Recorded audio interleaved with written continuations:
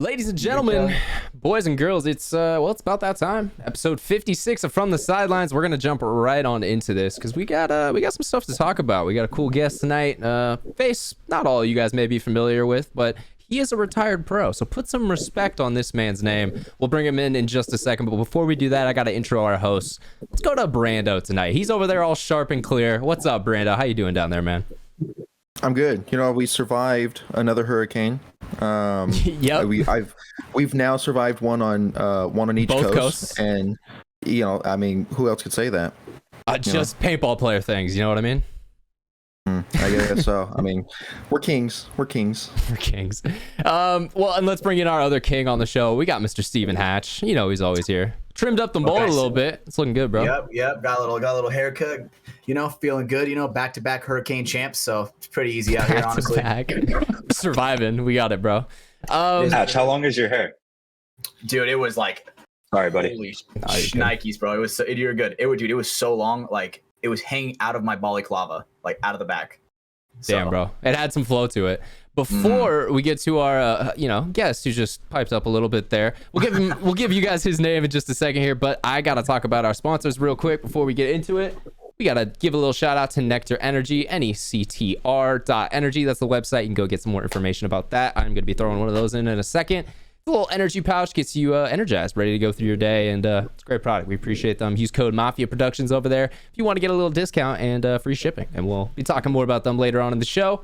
We also got Liquid IV, great hydration multiplier. We love it. We appreciate it. They got the regular version, the sugar-free as well behind me. Brando's getting his ready right now, as he always does. Code over there is Mafia_Moffitt. You guys can go check out at liquidiv.com. That's the website as well. Code is a 20% off and free shipping. So, hey, if you're going to try some out, might as well do it for a little bit cheaper. And last but definitely not least tonight, we have the Patreon headband giveaway for the month. So this is one of the media series from 2023. It's actually one of my personal ones. It was named after me. It's the Moffitt. It's got it on there. Also, shout out to Alex for spelling my last name right. So many people have failed in the past, so I appreciate that. This is number 97 of the 145 bands in the series, so you can get your chance to get your hands on one of these if you go sign up to be a Patreon member at patreon.com/mafia_productions. You also get all the other great benefits, access to the podcast early. We also have bonus content over there, ad-free content, so it is worth it to at least check it out. You can also try a free trial. We got the free trial memberships up there right now, so you can see if it's going to be, worth your time to stay invested with us longer. Last thing I wanted to bring up tonight before we get into it, go ahead, just drop a rating right now. Just drop a rating. Go down on Spotify, go down on Apple Podcasts. I usually wait till the end of the show to ask this, but you know what? Let's do it up front this time because, hey, it takes you 2 seconds. It's going to help us out immensely, and I know I appreciate it. Steven probably appreciates it. Caught him off guard there. Brando also probably appreciates it. So yeah, guys, just, hey, it takes 2 seconds, helps us out. It's completely free, and if you really don't like the show, then just remove it at the end. That's all I ask. So let's jump into this. We got our guest, Mr. Schuyler Rickett, who former pro player under DMG, Sacramento DMG that is, has also spent a lot of time in the sport before that, so we want to get caught up with him tonight. Definitely one of my favorite guys to see around the field. Always is good for a laugh, always is good for a good time. He recently kind of moved away from paintball, started, venturing out, creating his own business, and we'll get into that a little bit later on as well. But yeah, I mean, Sky, how you doing, bro? What's up, Schuyler? Chilling, man. How are you guys? Thanks for having me on. Yeah, brother. Doing good. It's another beautiful Tuesday. Another beautiful Tuesday. Oh, fantastic. Good to see you guys. Well, yeah, man. I think this is the first time I've seen you since ICPL this year. Yeah. Yeah, no, dude, I haven't been playing at all. Been kind of laying low. You took a step away after, some of the stuff went down with pro, and yeah, you took a hard step away. And, so I guess let's kind of get into the background of that. Where did the whole paintball thing start for you? What was the reason you picked up a marker? I think 6th grade. You guys know the band Rise Against? Yeah. So Rise Against, there's a song, Swing Life Away, over an old Excessive Practice video. I know that video. And I was listening to yeah. And so I was listening to Rise Against, that video popped up, was kind of hooked on it from the second I saw it. Like, what the fuck is this? Yeah, yeah, definitely. I've always been a gamer, so anything like guns and active and first person kind of shit like that has always been interesting to me. Um, Asked my mom to take me out for a weekend. She brought me and my buddy David Rosen, first person I ever played paintball with. Hell yeah. Nice. We went out to like Adventure Games Paintball something. Somewhere Okay. like I think that was in it. NorCal I area, don't know. or Yeah, it was like NorCal, like 2 hours away. I didn't know Paintball Jungle existed then, and that was like okay. 20 minutes away from my house. So we went out there, did like the whole rental thing. Didn't really like it at first. I was kind of timid. well, so I how was old? You said definitely you were in scared. sixth grade at this point. I think I had to be like 10 or 11. Damn. Okay, Yeah, I was young. so you were little Noah I would have essentially. cried. I would have cried. What's up? Oh, I was saying you were little Noah essentially. Oh, bro, no, it's mini me. Exactly. Carbon coffee. So we do like the whole rental day, and they're like trying to get new players to come over to the airball field and walk over there. It's like, yeah, it's my first time playing, blah, blah, blah. Dude hands me an '07 Ego. Oh, shit. I Damn. vividly remember this, dude. And I didn't know what I was doing. It's like 5 seconds. I'm like, 5 seconds for what? Shit. Go, go, go. Lift the gun. Don't know, like, basically, second paintball gun I've ever shot compared to the rental First gun. one was 98 probably. Hit the 98 and then straight to the, One of the best What markers I ever was- made, yeah, honestly. exactly. Top tier at some point. Yeah. yeah, my dream gun at that time. And was just instantly hooked on it. So I was very into it, like from the get go, and my mom could see it, and she was like, okay, well, we'll use this to motivate him, because I did not care about school at this point in life. School is not my thing. Yeah. Relatable. And he was like, I will get you a paintball gun if you get a 3.0 grade point average. That quarter, 3.0, got my paintball gun, right back Just to a C's. 3.0. We weren't overachieving. It We was were- like, bro, it was like a 3.07. Like I barely squeaked by. you slid in there, man. Jesus. Yeah. And then after that, it was, once or twice a month going to Paintball Jungle. Then my dad, started to get involved with it. And he kind of took over more so, and he would take me out to Jungle. He'd be waiting in the car, I'd go back out after the match. He'd be helping fill in my pods and stuff. Shout out Patrick Middleton. That's kind of sick. what I'm getting vibes of. Yeah, definitely Evan's dad for sure. Just super supportive, anytime I wanted to play, or, that was, if I was happy, he was happy. Hell yeah. Nice. You saw that was a the good, passion. You saw the passion. Yeah, in the game. definitely. Yeah, That's sick. from pretty young. It was a good bonding experience for us for sure. And I had friends, off and on, come and play for, a couple months at a time or so, be really into it. And then they'd phase away. And I just stuck with it. It Yeah. was like, The bug bit Story you. of my life. yeah, yeah, from like 11 till probably 18, it was like almost every weekend thing. Not almost every weekend, but it was pretty close, Mhm. And then I mixed, once I started playing rugby and football more seriously, paintball kind of like took a second to that. Yeah. I had to spend more time Gotcha. on those sports as well. Yeah, Absolutely. Um, Those are gonna but that was like my low-key. introduction to paintball. For sure, man. Was like the more woods ball side of it. Okay. Yeah. Oh shit! Really? Okay. That's I thought the you were fun like, part. once you said you got hooked on speedball by shooting that 07, No. you were like, I gotta play speedball. So you went back to woodsball? Because Paintball Jungle is like closest field, like 25 minutes from my pops' house in American Canyon. My pops lives 25 minutes away from American Canyon, so those are super easy to get to. And then I think at around like 14 or 15 is when I really started to focus more on speedball. I gotcha. So I get more on the competitive side. I think that's Yeah, kind of a definitely, normal actually. progression, because like For mine was sure. kind of similar. Like 11 and 12, I went out to shooters, and that was kind of the only place I played at, which is just a woods field. Like if people haven't heard about that. And then I think it wasn't until I got older that I started to like the speedball side, and then that was when the money fell through. And I just, my parents weren't helping me out with it anymore. And it's kind of one of those things. It was like, well, you got to figure out how to do it yourself. And paintball's expensive if you're fucking 17. Oh, yeah. Mm-hmm. Oh, yeah. I was kind of fortunate on that side. I don't know if any other parents are like this, but my parents are divorced, and my mom didn't really like paintball. And so my dad was like, we're playing every weekend. Jesus. Nice. I love Just it. to spite. So paintball was Yeah, your father's way of spiting his ex. Love that. Yeah. Amazing. Well, that's all Pretty right. bad. That was a great story. We'll take it. So, We'll take all it. right. So you were getting into tournament paintball. You're starting to come up in that. Like, I guess for me, okay. So you're playing down at Jungle. Where do you go then? Like, because I know you played with the Kings organization, the NorCal Kings, before you played with DMG. I'm not sure what other organizations you played with. So the first actual tournament team was CEPL, was Golden State Raiders. Okay. They're still a team now, actually. Same dude runs it. James, a great dude. Sick.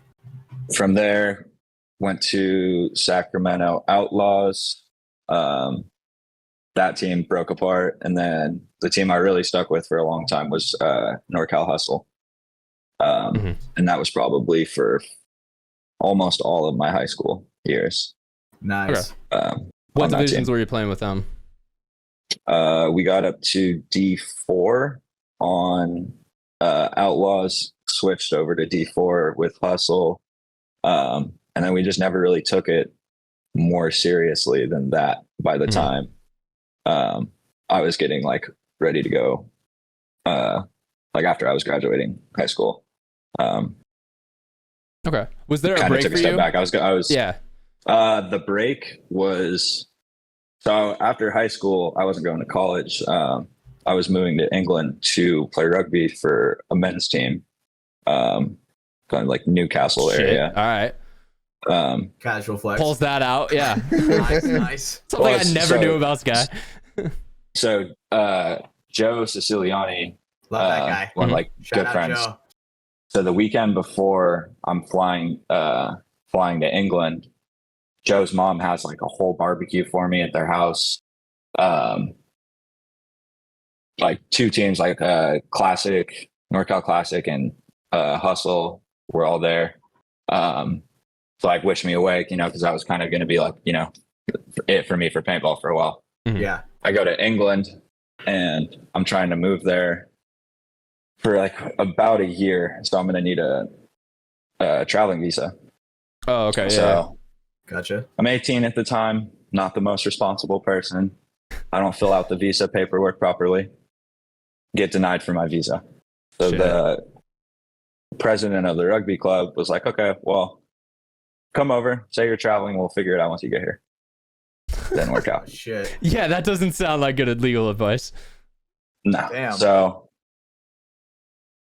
again, take a chance. Why not? Oh, hell yeah.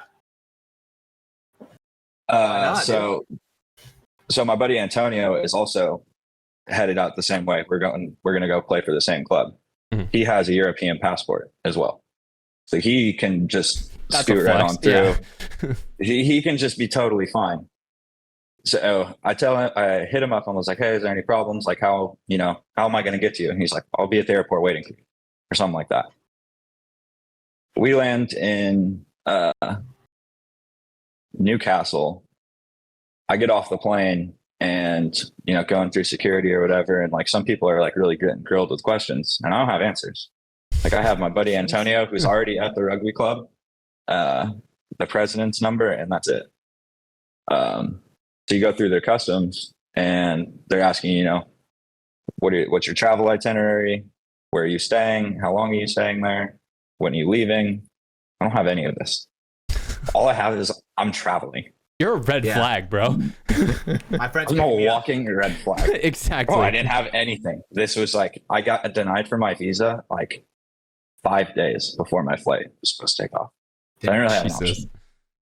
So get pulled to the side for like questioning after everyone gets through. They rip off my bags off the plane. Got like my Xbox, 10 pairs of shoes, my entire wardrobe. Xbox. Yeah, it's like basically like I'm moving away from my freshman year of college. And they're like, okay, so you're obviously not traveling with 4 suitcases and all this stuff. Like, tell us what you're doing here, and then we'll take it from there. Told them I was here to play for a rugby club. No like ill intentions. Just is what it is, basically. Gave them the president of the rugby club's number, and he was like, "Yeah, he's on his own. Like we're not gonna do anything." Yeah, because at that point like, now what can they legal do? situation. It's a legal for issue him. for them. Yeah. Damn. So I'm not it's gonna a shitty move, but I'm screwed either way. Like I'm not gonna go start pointing the finger at the dude. Trying to say like I'll just send me home. Yeah, they just get me on the flight back home. Yeah. Yeah.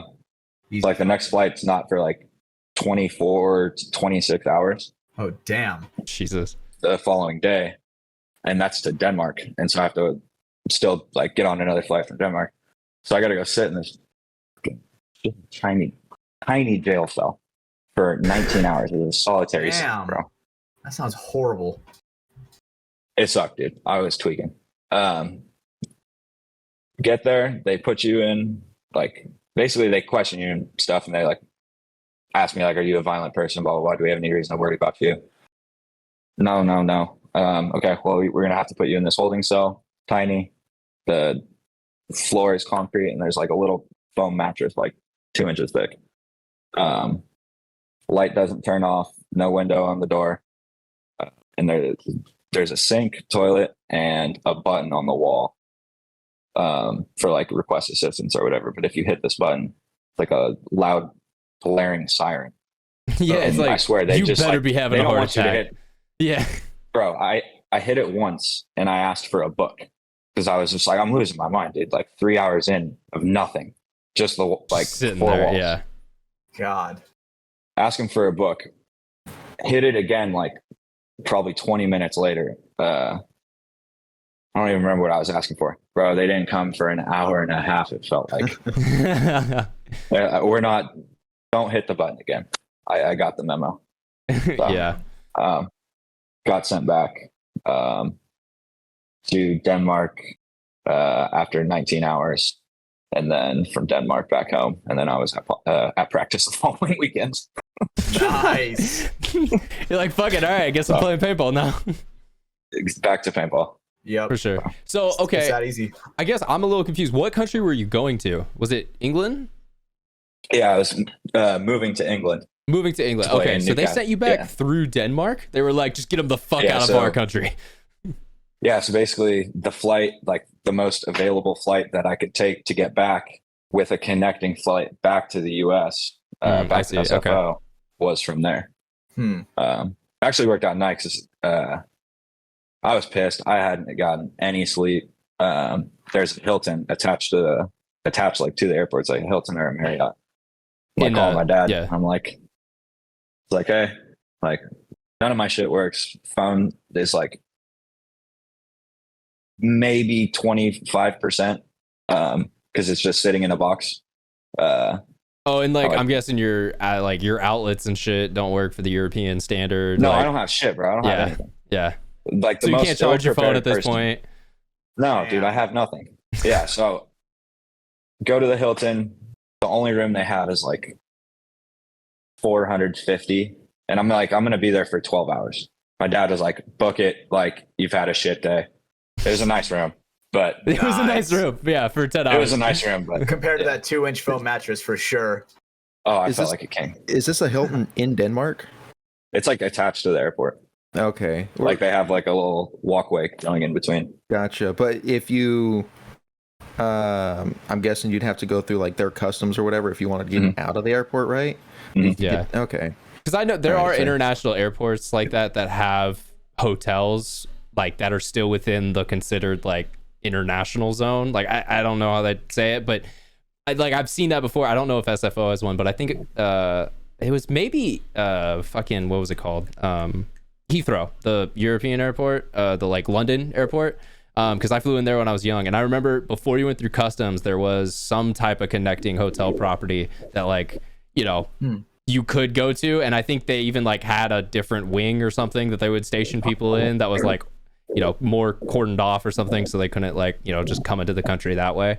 But yeah, man, dude, that's fucking crazy, bro. You spent 19 hours in a European prison cell. You know, bro, you tried to do what the Mexicans are doing, bro. Why? Come on, just get a visa. You know, go through the legal means. A story hits on a job site where half your coworkers. Amigo. They're like our friend. Yeah, dude, because you did carpentry for a while. Yeah. Oh, sorry. What were you gonna say? It probably looks so sus because you're like, oh, I'm just traveling, and then the 4 more suitcases come through. The Xbox, right? The thing that you know you're gonna be there for a long time. The Xbox, dude, dead giveaway. Yeah. I like how that's Hatch's dead giveaway. Mine is the shoes. No one's bringing 10 pairs of shoes just to you know chill out for a weekend. The 10 pairs of shoes. You were moving away for college. I was bringing everything. Yeah, for sure. Damn, man. That's not a story I thought we were going to hear about tonight. So that's going to be the clickbait for the show. So Schuyler went to prison. Boom. Nice. I mean, Wait, dude, we got a felon on the podcast, bro. Jesus. Yep. We do. Definitely not. First.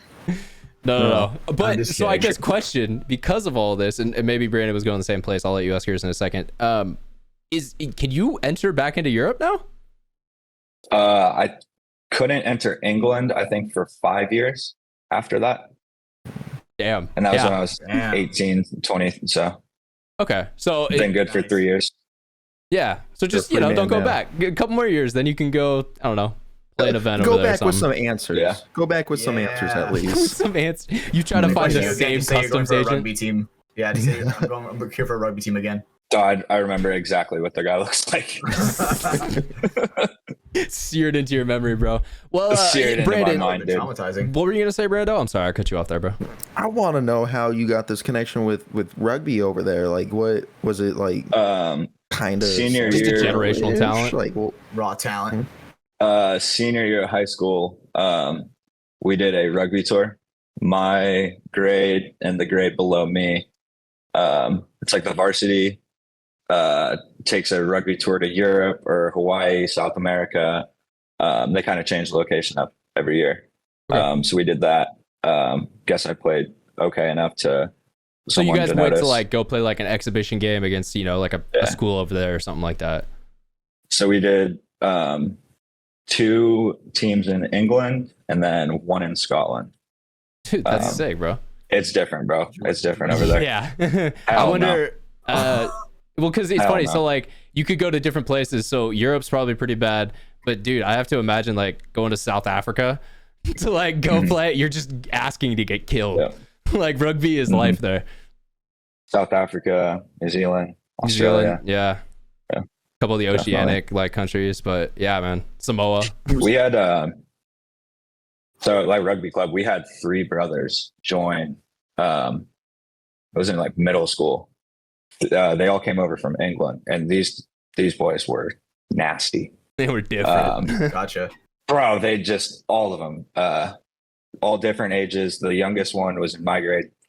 Smallest kid on the field half the time, best player.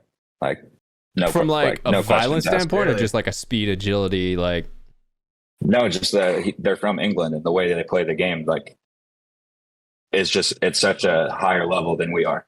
I see what you're saying. In comparison. So yeah, when they came over here, it was like, look at like Messi coming over here and playing in the American leagues. Fucking, it's just different for them. Different.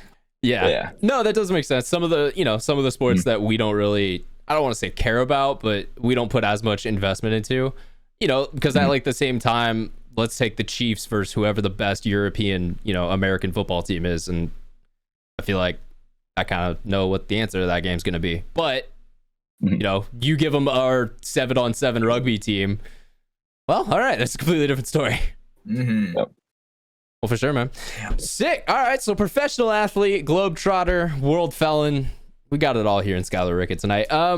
Moving forward from that, so you said you jumped back into practice right away. So okay, you're You're playing. How does this story get to you at Capital Edge? What is the time between that and then moving forward to you joining at least a part of the Capital Edge program? Oh, dude, we could be here for hours. Got a 2-hour show, bro. We got nothing but time. Paintball Brandon wants doesn't really 4. get serious. Paintball doesn't really get serious for me until I join Kings. But after the England getting deported, we try and go play rugby again, and looking at places to play. And Santa Barbara City College has Santa Barbara Rugby Academy, and contact the coach. My rugby coach, I guess, was one of the coaches for the Santa Barbara academies. Like, they were teammates, fraternity brothers. Yeah, they knew each other. So it was like kind of easy connection. A little nepotism. Yeah, so moved down there. Practice for probably 2 weeks, and well, in Santa Barbara, it's on the beach. Schuyler doing Schuyler things. Hell yeah. Hell it's a party area. I fell into the trap. It ended very poorly. So we're back after a year in Santa Barbara. All right. We'll keep it at that. Yeah. Yeah. So Beach is really great, man. This is an off-air conversation for sure. For sure. But all right. So we come back from Santa Barbara, start getting back into playing a little bit, play for a team alliance, 3 events. We win 1 WC, the first one of the season in Division 3. Next 2, we had just progressed, took 4th and then 9th, and then we were all like, all right, peace. We're done. We're done. It happens way more often than you think, for sure. Mm-hmm. Yeah, definitely. Winning early spoils NorCal a team Kings. in a sense. Sorry. What's up? I was just saying, winning early almost spoils teams in a sense, because you kind of have that instant satisfaction, and then you're like, we got 4th. That sucks. Meanwhile, there's all these teams that are like, bro, we got 8th. We're fucking doing it. And you're like, progress. Progress. But all right. So you then joined the Kings organization after that fell apart. Yeah. So joined the Kings organization, and they were always there was always a good team to play against. Gritty dudes. They're a group of guys who have been playing together at this point now for 10 years, probably. Yeah, maybe more than that. Same crew, same guys. Mm-hmm. We were playing Division 3, and they want to make the bump to semi-pro. It's up for discussion. We're seeing how serious how serious everyone wants to take it. Everyone's on board, so we play next season NXL Vegas semi-pro. What year was that? Do you remember? 2019 or 2018. 2018, maybe. So I was at that same event, brother. That's crazy. Damn. I know what he's about to say too. What are you about to say, Sky? Don't jump from D3 to semi-pro as a team. Don't do it. I knew that was coming, dude. I knew Absolutely that was So coming. Hatch, Brandon, how do you guys feel about jumping from D3 to semi-pro this year? Oh shit, my bad. No, you're good, dude. I was No, you're good, dude. Because the thing is, dude. My bad. No, you're completely right. It is This is confirmation uphill bias. battle. It is an uphill battle, dude. We're coming in. We're coming in from winning a World Cup, a Sacramento event, to teams that are winning semi-pro events in a row, right? Multiple semi-pro events. These teams we're playing against are next level. So it's not that uncommon to think like that completely. No. Our second match was against AC Diesel. And that before was Diesel went pro. Yeah, and that was the year We I think got they took the spot. We got mercied. No, this was the season before, maybe. It doesn't matter, bro. We got mercied in probably 3.5 minutes. Whew. Damn. I just kind of got that one over with. They were, no. You don't want to think about it. Still hurts, bro. Black it out. It's okay. still feel the it's happened lumps to on the us. back It's of my happened to head. us. So, dude, completely understand. Yeah. Oh man, so fucking relatable. And especially when you jump divisions like that and you see like how far the skill difference is, you know, Oh, and it's not just individual. It's teamwork, communication, fundamentals, lane, like it's the whole shebang. And I like think, what you're saying here, Sky. Sky, It's hard to portray that. No, and something I want to take off this, because I think you're making an excellent point right now, because you're saying this is the gap from D3 to semi-pro, and then going in into that stuff, moment from what I felt. Yeah, and that's what. Yeah, and that's just that's what I'm saying. But then I was gonna say, not to flash forward, but we'll come back. Just a couple years forward, I remember you talking about like playing against the best in pro, and it's like, I knew nothing, man. Like everything I knew was wrong. And it's like, it's awesome to hear that perspective, because I think that does give more help to show just how different the pro league is and how hard it is to compete in that division. Motherfuckers don't miss. You're playing against the best of the best. The top 200 paintball human beings on earth. At that current moment, To put that in perspective, the best 200 individuals at one thing. That's gonna be it's pretty hard. Like I remember. Don't disrespect the Europe leagues like that. They got talent over there too. I agree, dude. The Lucky 15s, I like that guy, mate. I think his name's Mason Hines. I like that guy. That guy's a fucking beast. That guy plays some American style over there.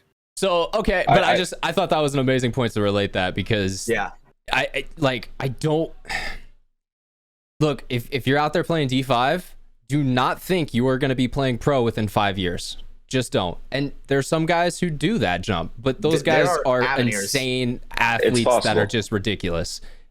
Like I think, see that as the end goal that you're going to progress to. Don't try to fast forward that progress, because it's like studying for a master's degree in 5 years. You just don't have the time. Yeah. Part of that also is the environment you're in. That's a good point as well. If you are around, Camp P, where are they having WCs right now? Well, so you're talking about Camp Middleton, which doesn't even exist anymore.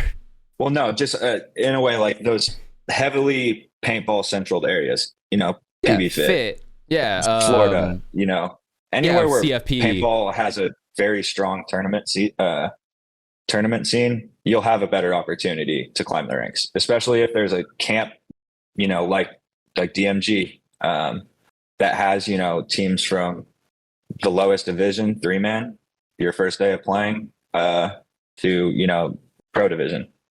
If you want to play pro and you want to do it at the fastest rate, you should join a camp team and work harder than absolutely everybody there.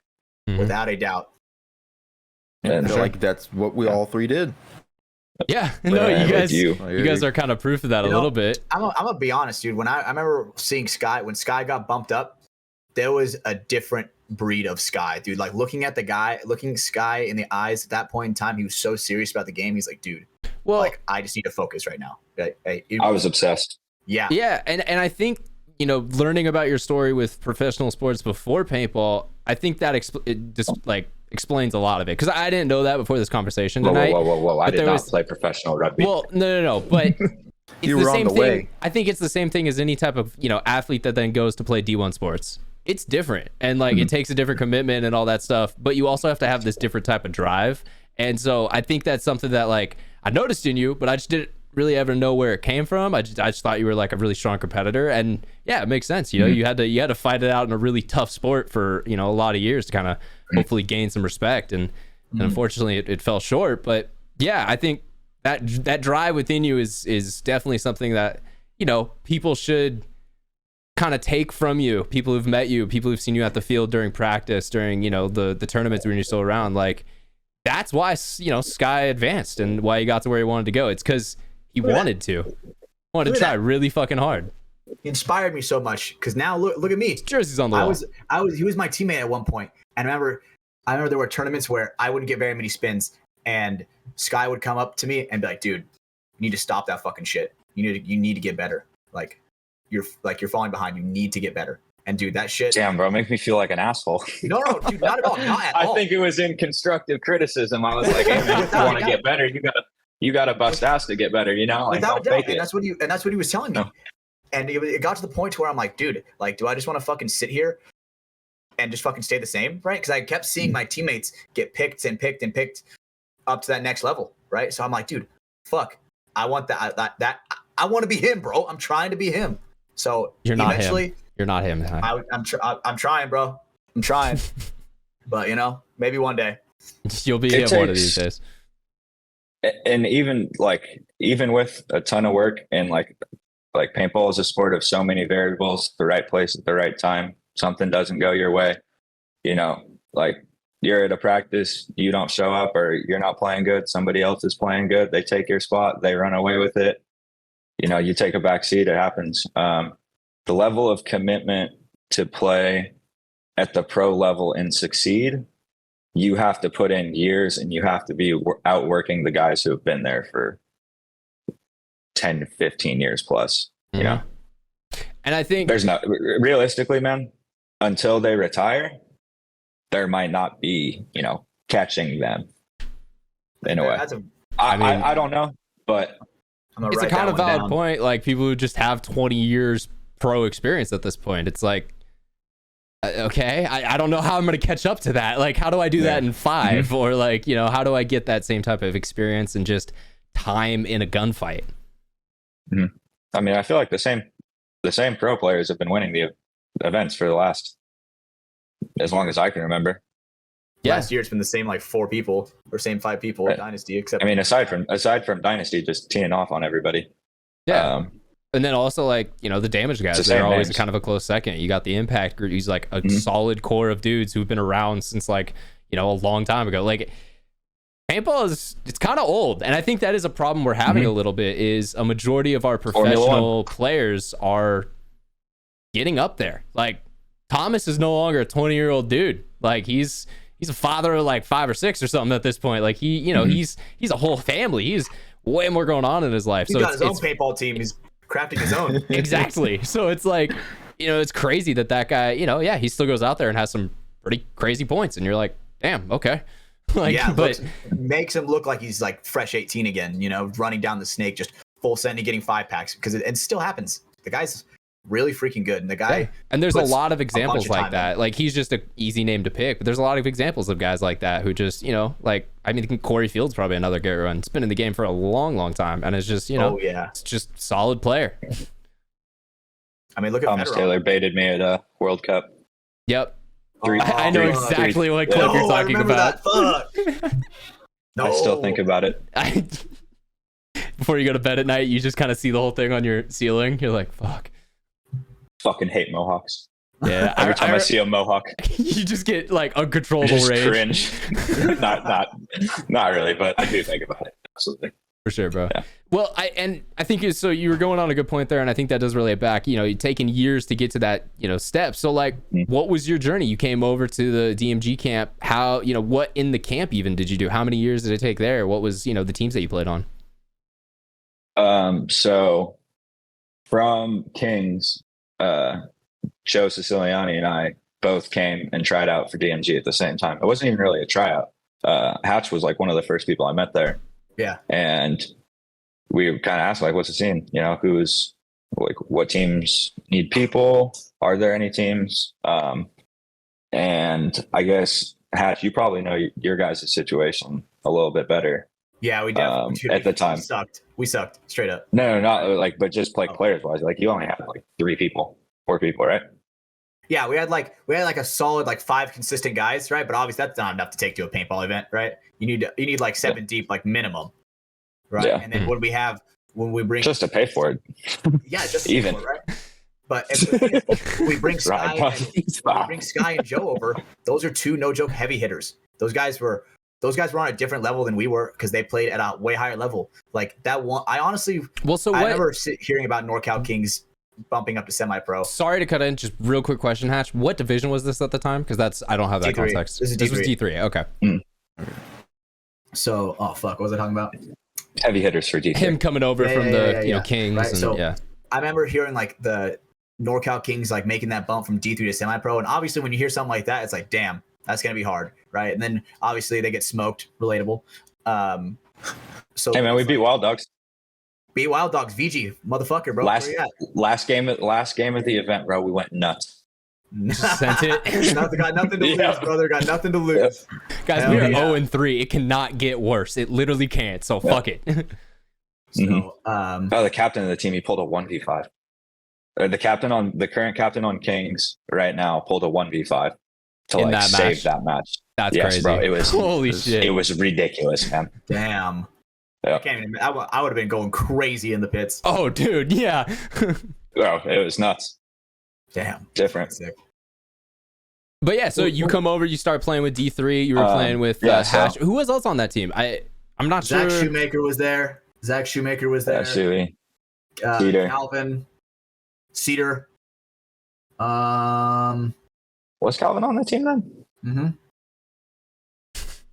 You're right. He was. Yeah. And then we had Jason Guthrie. We had that guy. And then we had, Oh, yeah, Jason. Okay. who else was there? I think that was it. Oh no, Sky, Oh, no, that's remember not we the Jason had I'm thinking of. We had Alex Kiyoshi and we had Emilio. Emilio. Yes, I was about to say that guy. Yeah. Man, that motherfucker snapped my gun Half in half, these bro. I days let I him use it haven't for heard. 1 point, bro. That fucker. Yeah. Oh, I'll never forget him for that. Yeah, so we did D3. We did like pretty well our first event. Yeah, for sure. We fucking got a major to lose it in quarters, I think. Yeah, I wonder who got that major. Alex, same fucking guy who got every major in come the on, tournament. bro. Fuck. That's the guy, Throw him dude. under the bus there. Yeah, No, we joke about it. It's fine. he's used to it. Yeah. Hey, man, I've lost a fucking team or a tournament. I've lost 2 tournaments for my team getting majors. Yeah, you're wearing the Damn. sweatshirt of one of them right now. Yeah, unfortunately. Do you want to tell that story real quick so people know what we're talking about? Sure. Hey, man, it's half Ryan Doss's fault. Okay, I'm going to throw that out immediately. Blame Doss. 50-50. We can blame Doss. Good odds. So we played 10-man World Cup 2021. And for anyone who doesn't know what 10-man paintball is, drinking beers and playing paintball. And we started at, I guess, like Florida liquor laws, you can only start drinking at 9 or something like that. But from the second we could start drinking, Doss was walking back with a bucket of beers for 14 That is of what us. Ryan Doss does. Yeah. Always count on Doss. Man, can carry a lot of beer. He's got his Yeti around. Yes. So we're drinking from 9 a.m. and I think we end our last game at 7, I think. Did you eat anything all day? No. So just No. sweating all day, just no food, no substance, just beer. Yeah, no, it was a long day. Hatch won World Cup too, so we were like Yeah, it was the heavily same drinking. day. Mm-hmm. Yeah. So we're in finals and I'm in the 50 snake. I don't know the rules at 10-man. And I'm been drinking all day. Hell yeah, It's like- hell yeah. 16, Great combo. 17 seconds left on the clock, and there's a kid a bunker away from me. I look at the clock. I'm like, okay, I'm going to go dunk on this kid.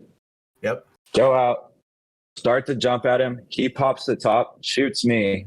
I take one more shot at him. As I'm falling to the ground, they throw the major on me, pull two of my guys. They win on bodies.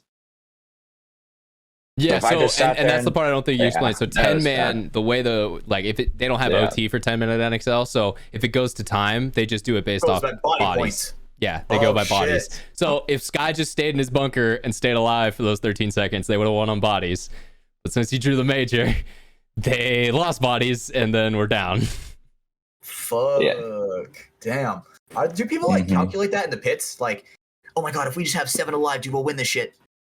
That's exactly what we Yeah. did at ICBL. Yeah. What the fuck? Seriously? Yeah. We shot It's a like point 4 or system. 5 dudes, and then everybody hit in the finals.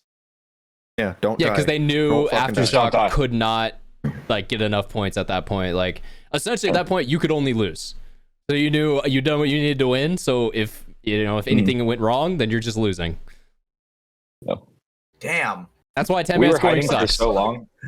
Yeah, no, I love 10 minutes. It's a ton of fun, just for the first, it's not too serious. The play style of it though, I don't know. It's just too slow. I was standing in the same spot for so long, my shoes were melting. Yeah, on Like that the 10-man soles, turf. Yeah. yeah, like my feet were like, I had to keep changing my position, just for like to be okay. Yeah. Damn, It was definitely We had a whole Huh? podcast where we talked about this, where we talked about 10-man scoring and why it's just kind of shitty because you could, essentially just chill Hide. and like win a game. And it's like, there's no reason people need to go hit the buzzer. So like, that's the cool thing that, NXL and PSP, or yeah, it was PSP back then, but they started to bring in, and then, yeah, the NXL was first created. But yeah, so, Damn. all right. So you're playing D3 in 2021, 2020, or not 2021, sorry, 2019? something like that. Yeah, 2019. So 2020, what happens in that year? What's, we're moving forward a little bit. fuck. Dude. So this is this is the COVID year. 2020. Yeah. Did anything happen in 2020? I don't know. I kind of blacked out. So this is terrible timing. So aside this, terrible timing comes at the end of the event, but just getting to that event, like I got sick from the second I got to Vegas. I woke up, I turned to Shuey and I'm like, bro, I'm not feeling good. I don't know what's happening. So the whole tournament, I'm just Yeah, so playing Vegas through, 2020, like, you just I'm felt like playing. shit. dude, I was horrible. I was playing through it the second day. Like definitely was feeling better, just from drinking fluids and liquid IVs. I see them in the back there. Oh Hell yeah. Shout out Whatever Liquid it IV. Mafia _Mafia. Shout out to free shipping. liquid IV. Thank you, Ash. But it was like starting to feel a little bit better. And then so we make playoffs Sunday. We play Hunters, and Hunters is just one of those teams, man. That was basically They're, the Iron Man. Like half the Iron Man. I don't know paintball history like that, but the D3 Hunters and the guys who are on current Aftermath, those guys have always been super good and played very well together. Very controlled paintball. Just looking at them, you'd be like, Yeah. bunch of guys in their 30s play them on the field. They're Way no joke. different. Old men Yeah, are way different, dangerous, man. bro. You got Like, that's the thing about paintball, man, is that you can't look at somebody and just that describe was them when immediately. Chris Tregarthen was playing D3. Yeah. Chris Tregarthen from the Iron Man was playing D3. So, Yeah, dude, that guy was that's, smurfing. It's, for sure. That's going down to your alt account and trying to go pick up Yeah. some easy elo. Free Yeah. low. You know what they say. Pretty low. So we lose or whatever, and this is where the bad timing comes in with COVID. Mhm. Patrick, do you remember us walking Yeah, around dude. buying Fuck. every single case of paint we could find? Yeah, dude, me and Sky, no So- joke, are scavenging every field. Yes. Like shit Yeah. on the ground. Like, not so. Yeah. To be We're fair, like- dude, if I found We're again, like, oh, this one if looks you're good. trying- We'll take it. we'll take it. So Hatch and I are walking around with a little pull cart, just asking people like, "Hey, you got paint to sell? Paint to sell? Paint to sell?" If you go to a tournament, if you're This is where you get taking practice drills paint. Listen seriously, up right now. if you're trying to take drills and getting better seriously, the best place to go is to a tournament and find teams that live out of state. And before they even finish playing, go up to them and be like, "Hey, man, if you have any leftover paint at the end of the event, you're trying to dump off for a little cheaper. I'll be around. Buy as much as you can for cheap. It's like normally like Hatch and I were getting cases of 5-star for like $20 a box. Yep. And at the that's end of the tournament 5-star. That's not, Yeah. So Zach and I drove minivan to Vegas just for like this sole reason of bringing paint back. We are 120 cases deep in the minivan. Jesus, This thing you got is a pallet on in the the- back. Yeah, dude, they're It driving was- like this. Like, It was dangerous. It was dangerous. Rear bumper's just skidding on the ground. Yep. So we had I think it was like 60 cases or 50 cases of team paint. And I bought a ridiculous amount. I remember pulling out cash and like buying like 70 cases. I was like, I'm fucking making this trip worth it. If we're driving the van, we're I like bringing how, all the wait, hold drugs. up. Most people go to an ATM in Vegas and then they go throw it on black or some shit. You went to an ATM in Vegas and bought paint. Yeah. That's called dedication, ladies and gentlemen. Makes greatness. Yeah, so I had that. So we go play the tournament. The rest of the season shuts down. I just bought 70 cases of fucking tournament And like grade paint. everything just I didn't think about closes. that. Yeah. Every field closes. I'm pissed. So at this point, I'm like, itching to play. I got all this paint. So I'm like looking at bunkers online. There's like a 5-pack of practice bunkers. It's like a Dorito, a can, mini Aztec, like 2 others, mini cake, and I don't remember the last one. For like $400, it was a deal. And so got that, got a scuba tank, fucking, what's it called? Blower. Yeah, blower to Leaf fill blower. the Leaf yeah. blower? Yeah, fill I'm the sorry, I'm bunkers. blanking, dude. No, you're good. Got leaf blower, and so just basically set up a little drill set up at my dad's house. And I'm no shit, I'm shooting 5-star at a post in a for bucket months probably. for months, dude. Like no fields open. Just I didn't nothing want to to drive do up to as Sac well. Like yeah, there's nothing to do, bro. So that and between that and Warzone, bro, that was it for 2020. Wait, what game? Warzone. Warzone. Oh, Okay. yeah. Damn, dude. Damn, Yeah. 2020 Warzone this was different. guy's though. a dirty little BR player over there. Uh-huh. I Try won't to be. talk about the other thing you do. I'll let that be vague. Man. Why do you look at it though? Defense of So- the dark side. Ladies and gentlemen, we've seen it here first. So that's a Zim. Was it Zim or Zin, something like that. It's a controller hack, pretty much. He doesn't use it anymore, so that's all we'll say. It was If unplugged you've for a ever reason. played if you've ever played high level Apex Legends on a console, you know what I'm talking about.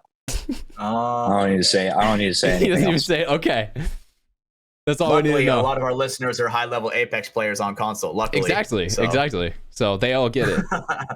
Hey, guys, if you ain't cheating, you ain't trying. You know what I mean?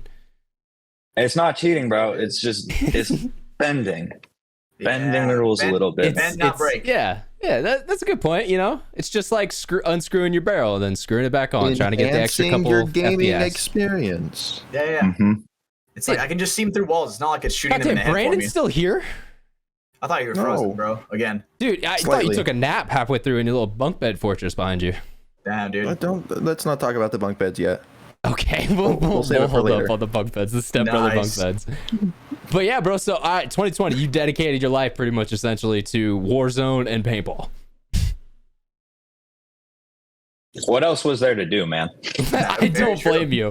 I don't blame you. Okay, so 6. So then, So- moving forward towards the end of that year, stuff starts to come back, paintball starts to come back. What what were your steps on that? So I think around the time that paintball was picking back up, was it semi-pro team? Was it that year where like Joe Barrett, or no, Joe was already on the team, but like where Dave and Jordan got pulled up to pro? I think Was so. that the same season? Was Was that the end of the season? Yeah, Yeah, I believe so. They dismantled the semi-pro team and made the D2 team. Yes. I think. Yeah. So the tryout that year, those two get pulled up, and then me, Nico, Calvin get pulled up to the semi-pro team. And so we're looking around at the semi-pro team, and we're like, we don't have one. Like we got a D2 team, realistically, and, Yes, Ty Panilio. and we have Ty Panlilio. Impact Ty star Panlilio is player. now on Impact. Dude's That's all you need to know. love Ty. That's all you need to know. Top injured. Tyler Panlilio went from not playing a maybe 3 points an event to one of the hardest working dudes, and is now on Edmonton. Yeah, And he deserves it. to give It's a reference beast. for Tyler's story, in 2017 or 2018 maybe, I filmed the 3 Ninjas Plus One playing 3-man. That was Tyler's family team. 4, what was that? 5 years later, the man's playing on Impact.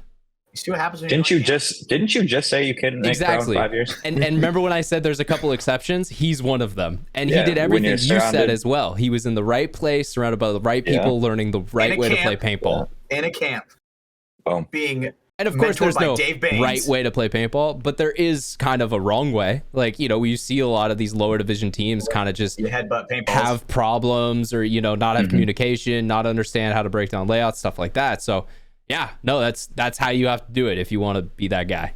And you have to have an amazing work ethic and work harder than anyone else. That's it. Just that's it though. That's it, really. That's all you need. But okay, so you guys 120 cases of 5-star you guys playing shooting at a pole. semi-pro, going uphill a little bit. You got the squad together. When So in no, that we go season... back to D2. Oh, okay. So you So we guys never have a even conversation. Okay. Yeah. So we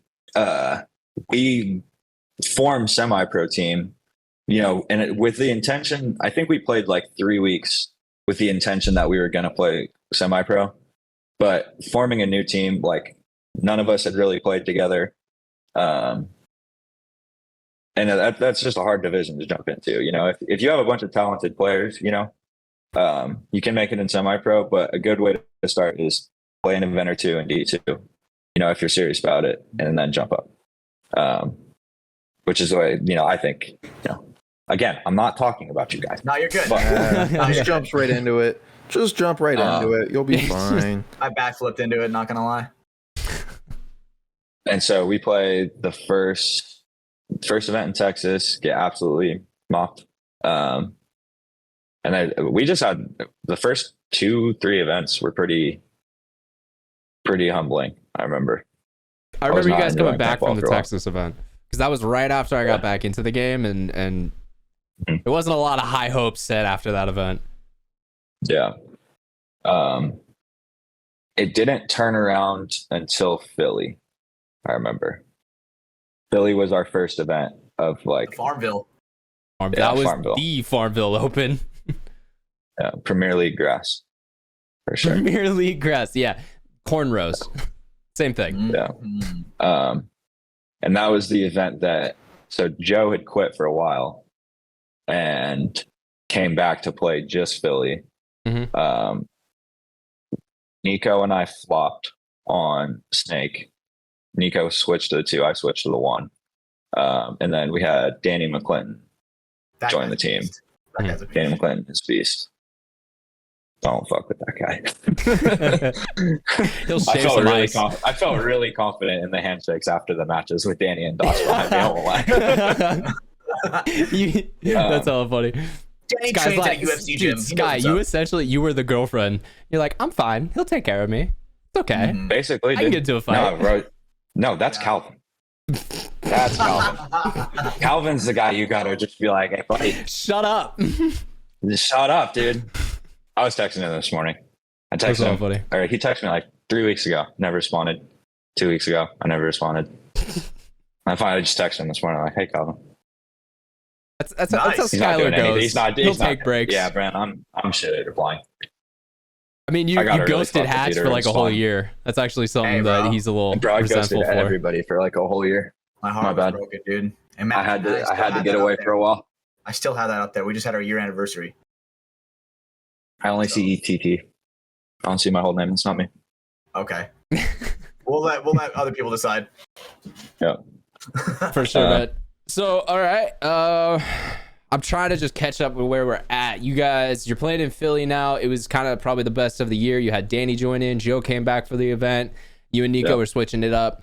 Going into World Cup that year, everything kind of changes because I was filming Rebirth at this time, and this is when the pro team kind of is falling apart. Some guys had to be kind of removed from the team. Some guys just weren't getting along. Some guys ended up kind of just moving away on their own volition. And so they needed players to kind of come up and help fill that role in the pro team. And, they kind of went about it by bringing some of you guys up. I mean, what was, you could probably say it better, but I guess in your words, what was that experience? So yeah, like you said, pro team was, up and down a little bit. And I had no idea. I was on the way home, and I guess Dave called a meeting after one of the CEPLs, and was like, "Hey, this is where things are at right now. We're going to look to merge the two squads, so we want to roll with this many guys. D2. There's this many spots. Whoever is going to work hard and take those spots, it's up to you." And that was in September. Mm-hmm. Yeah, it wasn't too long Something before. like It was the last CEPL of the year, so it wasn't too long before World Cup. Gotcha. So I remember after that, the next 2 months was probably the biggest grind of my life. Absolutely. Between work, paintball, zombies, for a month and a half, I was a zombie. Yeah, that was rough. Welcome to being a pro for DMG. Hey, Yeah. How many players were out there? Like how many people wanted to make that jump from D2 to pro? And like, I'm guessing I think all of us. I think everyone wanted to. Yeah, the whole team did. It was because I remember the conversations around that, because essentially no one really wanted to like have to then go back down, because it was kind of like you get to go up or you get to go down, but you don't get to stay where you're at right now. So figure that out. And it's like, work hard, do what you need to do. And I'm not gonna lie, dude. The practices for the couple weeks after that were a little weird. At least, with like, I felt from like some of the D2 guys, because it was a little competitive. Mhm. Like, you're my boy, but I'm trying to earn my spot right now. Yeah. Still like that. We'll be friends later. I look at Brando every day like that. Yeah. Asshole. It is what it is. It is what it is. So, but the guys who got brought up after all that time, it was you, Ty, Evan, Calvin, and Doss. mm-hmm. So it was those five.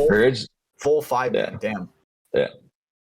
So when they originally said it, they said it was going to be 3, and then I think leading up to the event, Jordan got hurt. Mm-hmm. He tore his. I think someone else got MCL hurt or too. something.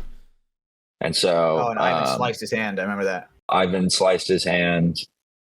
Like, a bunch of shit happened. So we just like packed the bus. Yeah, had a roster, so at least you'd have guys on the field if worst case shit hit the fan. Mm-hmm. But yeah, so that was your ascension, essentially, though. That was your going from being just a divisional player to, I'm going to World Cup and I'm now going to be on the center stage against the best teams. Were you scared? I wouldn't say scared. It was more like nervous jitters.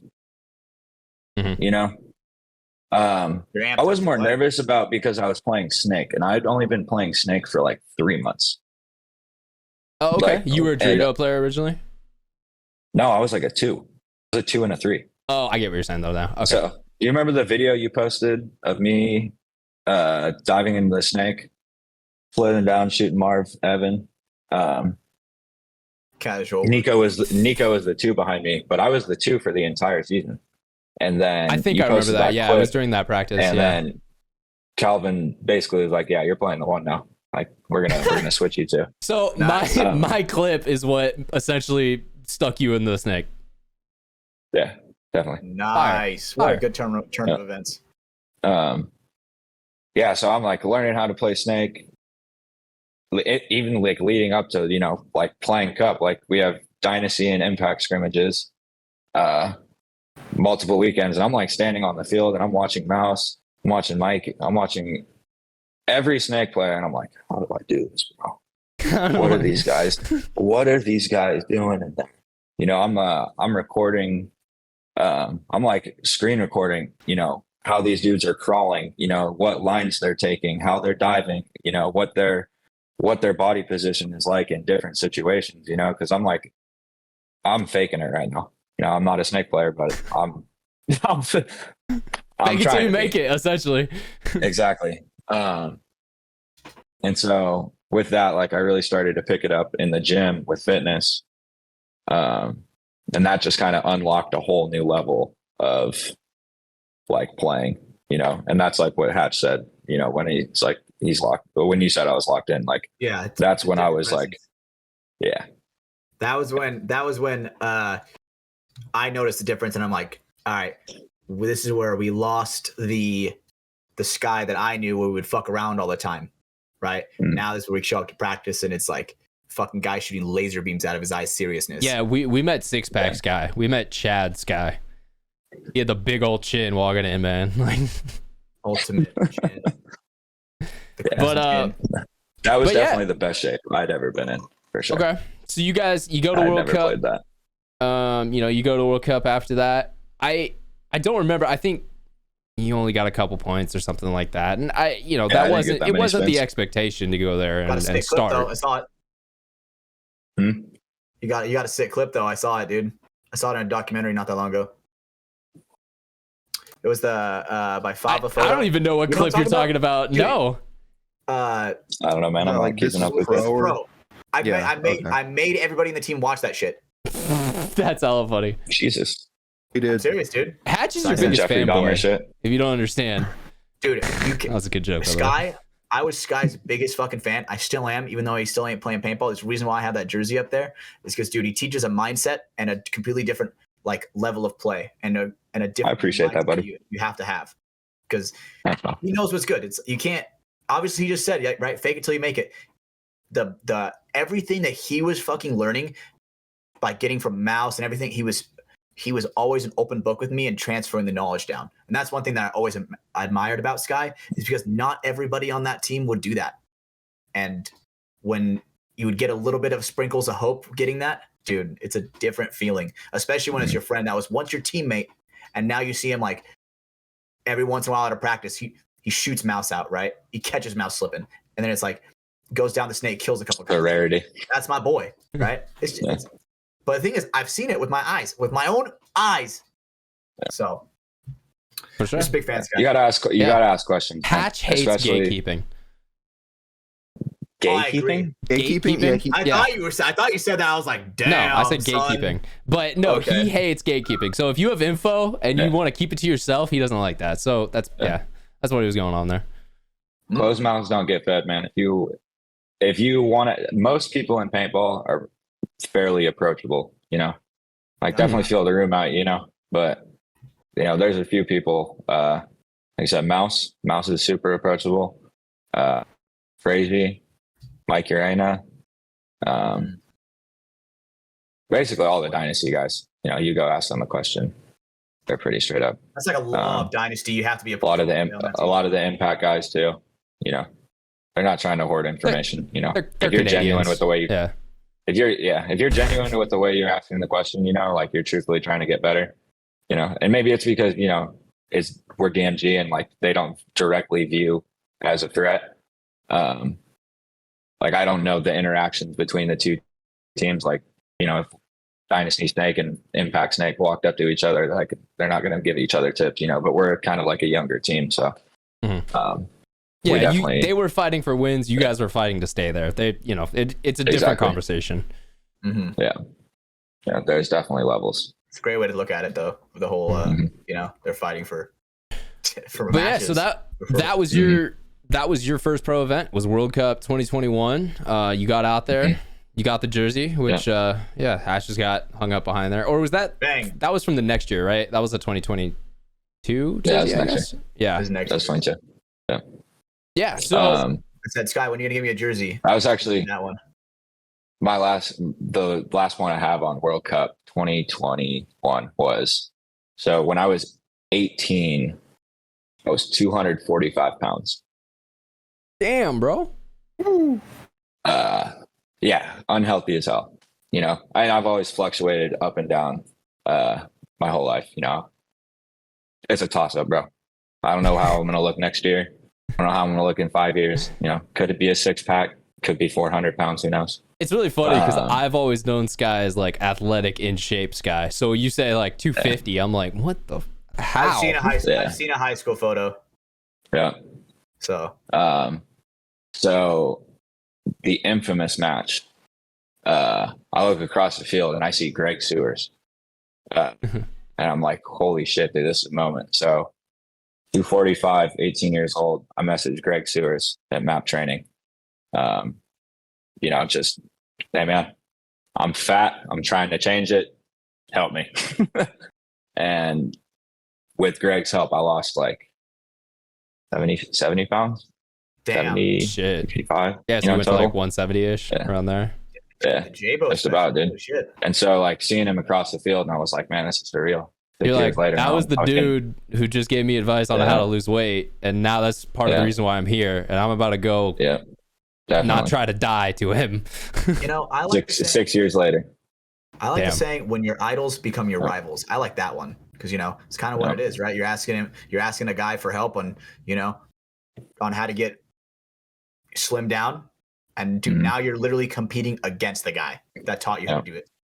That's trippy for sure. Padawan becomes the master, bro. Wild. A little bit.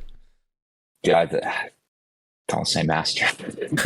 No, dude, You're making me feel Well, so so, much hey, better than you were I on the am. council, Hey, you just weren't granted so, the rank of master. I want to break your mind right now, Sky. There was a dude, he put together, it was all the players who'd ever played in the PSP or the NXL professionally.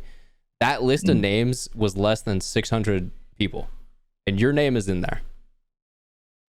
That's one of those things that I think a lot of people, because you come to the professional version of the sport, and your whole time in your career, it's been, if you don't win, then you got to get better. You can get better. There's a team out there that's better than you, so you can get better. And then you get to this pro side, and it's like, getting here is 75% of the battle. Like, you had to win the semi-pro spot, or you had to get onto a team that was like, okay, that guy, he's got talent. Let's bring him in. I'm going to, hopefully he'll get better with us.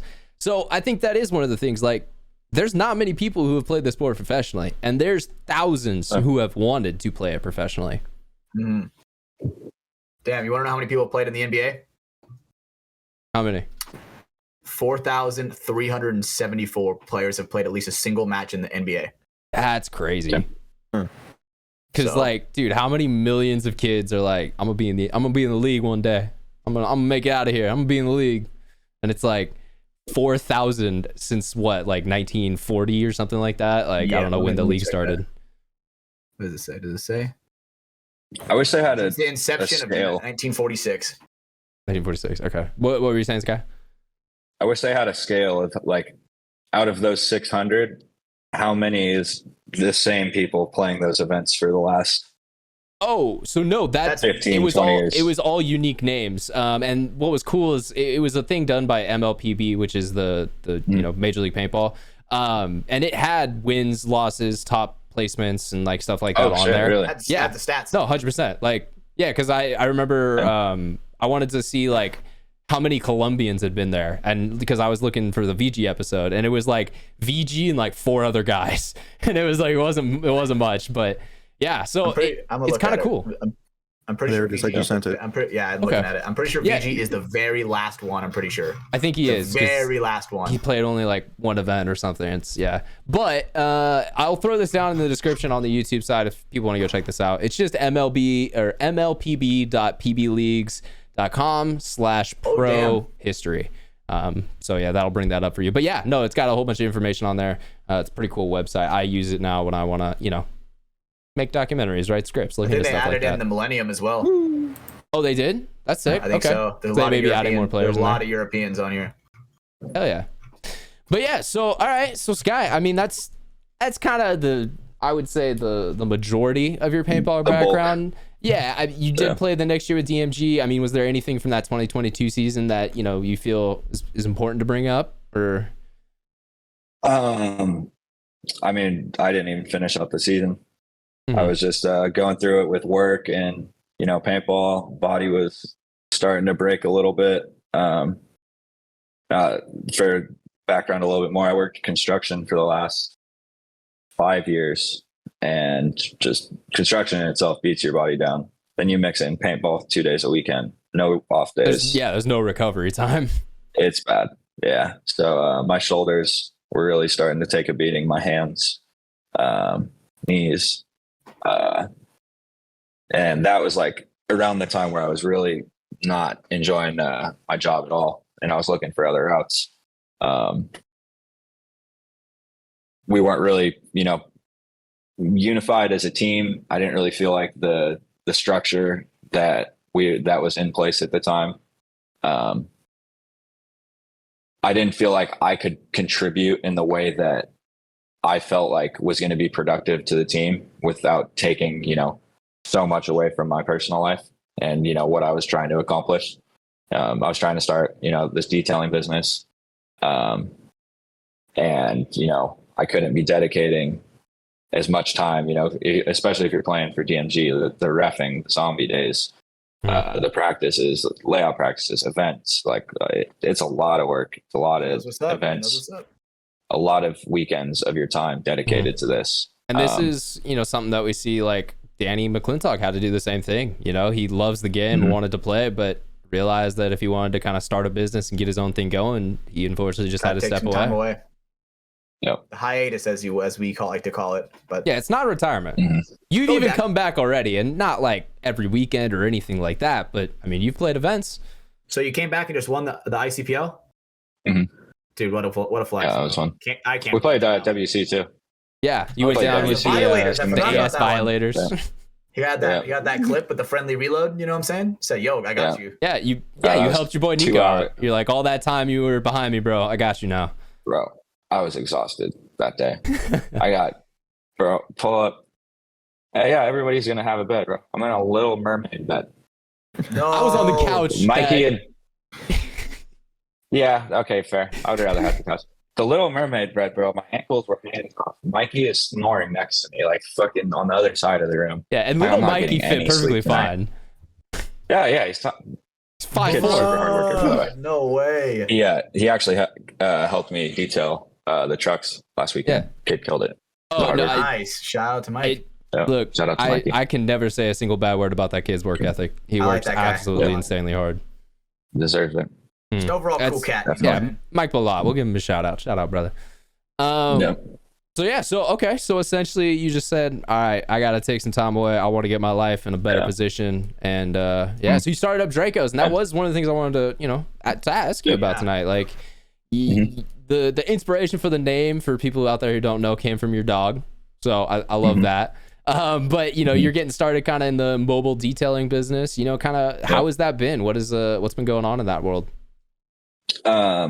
So when I started it, I didn't even really start the business until like officially, like taking it as seriously as I am now, to like a month or two ago, where, I made a page for it, started doing a little bit more advertising. It was more so like friends and family, people around my apartment complex for a while. And so I was kind of waiting to do, as much advertising and like acquire customers. Like I had to get my product right. I had to be confident that I could produce, details for the price I'm trying to charge. And so I had to get a complete makeover of the minivan. So it's got water tank, generator, fully self-sufficient. Blacked out windows. Big step up. Blacked out windows. Yeah. Still waiting on. Yeah, exactly. Okay, so that's actually something I was asking. So you got your own like water tank in the van and stuff, and like you can run jobs just pretty much out of the back of that. How big's the tank on it? 50 gallons. Just about. Yeah, it's a good amount of shit you can get done with that. Cars. Yeah. So how do I hear that Halloween story you were just saying? Oh, bro, this is horrible. So me and two homies, this was like junior year of high school. This is fucked up. I regret this to this day. Anytime where is this coming from? I like this. Anytime I think of Halloween, I remember this story. So me and two other homies, I'm not gonna name them. It's so fucked up. Good idea. We're driving home from some party in our hometown. I don't have any candy. We're drinking. We're like, oh, what if we stole a bag of candy? Just so. I can't believe I'm telling this story, dude. Someone's driving down the road. My buddy's in the passenger seat. driving. Guy, get me close. Nudge over. Close. Out the side window. No fucking way. Like taking Out of candy from a person's baby. hand, dude. It was so bad. I'm fucking cringing thinking Did about you it. know? Did you know he was gonna do that, or was it like? Huh? Did you know that was gonna happen? Like, Yes. okay. So I gave you an out there, and you didn't take it. So good job. Yeah. No. You commit. No. You only commit. Commit. Yeah. I mean, after we're like holding the bag of candy and we're looking at each other. I'm like, man, We're this is really assholes. fucked up, dude. Yes, Yeah. dude. We Yeah, probably it's shouldn't bad. have done that, man. I mean, You probably fuck, tasted fuck, hella sweet. I halfway want you to edit that out. Damn it, right? All right. Here, let me make a time mark for that. But oh boy. well, here, going off that, then let me go ahead. I'll do my ad reads. So, worst case scenario, if you want that gone, we can do a nice little cut on that. So, going into our ad reads here, guys, we got to talk about NECTR Energy. We talked about them earlier on in the show, but NECTR.energy, that's their website.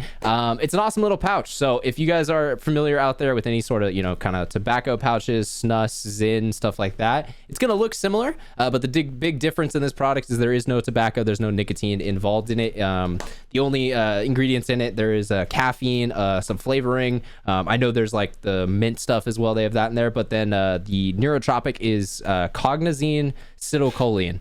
I think I actually pronounced it right. I'm kind of proud of that one tonight. But they have their two great flavors. They got fresh mint, and then the iced mango just fell somewhere, so I can't find that right now. But the two great flavors, you can go check those out online. Thank you, Hatch. Appreciate that, brother. You can check those out online at nectar.energy/MafiaProductions. That if you use that code, that's going to get you a what's the right way to say it? Buy two, get one free. So you got to put three items in your cart. You're gonna pay for two of them, and one's gonna be sent for free, and then free shipping as well. So that's gonna come out in just a few days. It'll be right at your door. You can try out the product, get not hydrated. That's our next one. You can get energized with this. I know Hatch uses it all the time when he's driving home from the field, stuff like that. It's a great little convenient way to kind of get a nice little pickup without needing to, chug down an energy drink or something like that. Before I get into this next one, I'm actually going to take out my pouch. So one sec. They last, I would say, how long was that I had that in? Since the beginning of the show, about an hour and 20. So, I mean, there was still a good amount of flavor in there. But, yeah, did its job. Got me picked up, ready to go for the show. So we appreciate the guys over at NECTR Energy. Thank you to those guys. Next those things up, are fire. The pouch you gave me? Yeah, that was that same brand. Yeah, I tried really them like out? those. Yeah. Thanks, guy. Appreciate that, brother. I killed it in like 2 days. Well, you got to get online and order yourself some more, brother. That's what you got to do. I definitely will. Next up, we're going to head over to Liquid IV Hydration Multiplier. We talked about them earlier on in the show as well, but yeah, they're great. They've got a ton of great flavors: lemon, lime, guava, watermelon, passion fruit, strawberry, pina colada, acai berry, golden cherry, white peach, lemon lime again, but in a sugar-free version, and Concord grape. So if you want the flavor, it's out there. It's waiting for you. Like I just mentioned, they have the sugar version as well as the sugar-free, which is a new product from them. It has allulose as a sweetener, and the good thing about that is it doesn't spike blood sugar levels. So if you're on a keto diet, if you're you have diabetes or some issues with that, it's a great option for those people who want to still stay hydrated and at their peak performing throughout the day. Dropping stuff. But yeah, so you guys can head over to liquidiv.com. It's the promo code over there is Mafia_Moffitt. That promo code is going to get you 20% off and free shipping. So just like with the last product, it's going to come straight to your house. If you want to try it out, you can do it through that way. They do sell it at Costco and other, big box retailers. Problem is, you're not getting a discount there. You can't just yell Mafia_Moffitt at the clerk. They're going to look really confused and probably be kind of upset at you for making a public disturbance. So don't do that. I don't advise that. Yeah, Brandon did try. It's a whole thing. He can't go into his local Kmart anymore. We don't talk about it. But so head over to liquidiv.com and then use code Mafia_Moffitt, get the discount code, get free shipping, and it's going to show right up for you. We appreciate their support, and they help keep this show on the air and live for all you guys.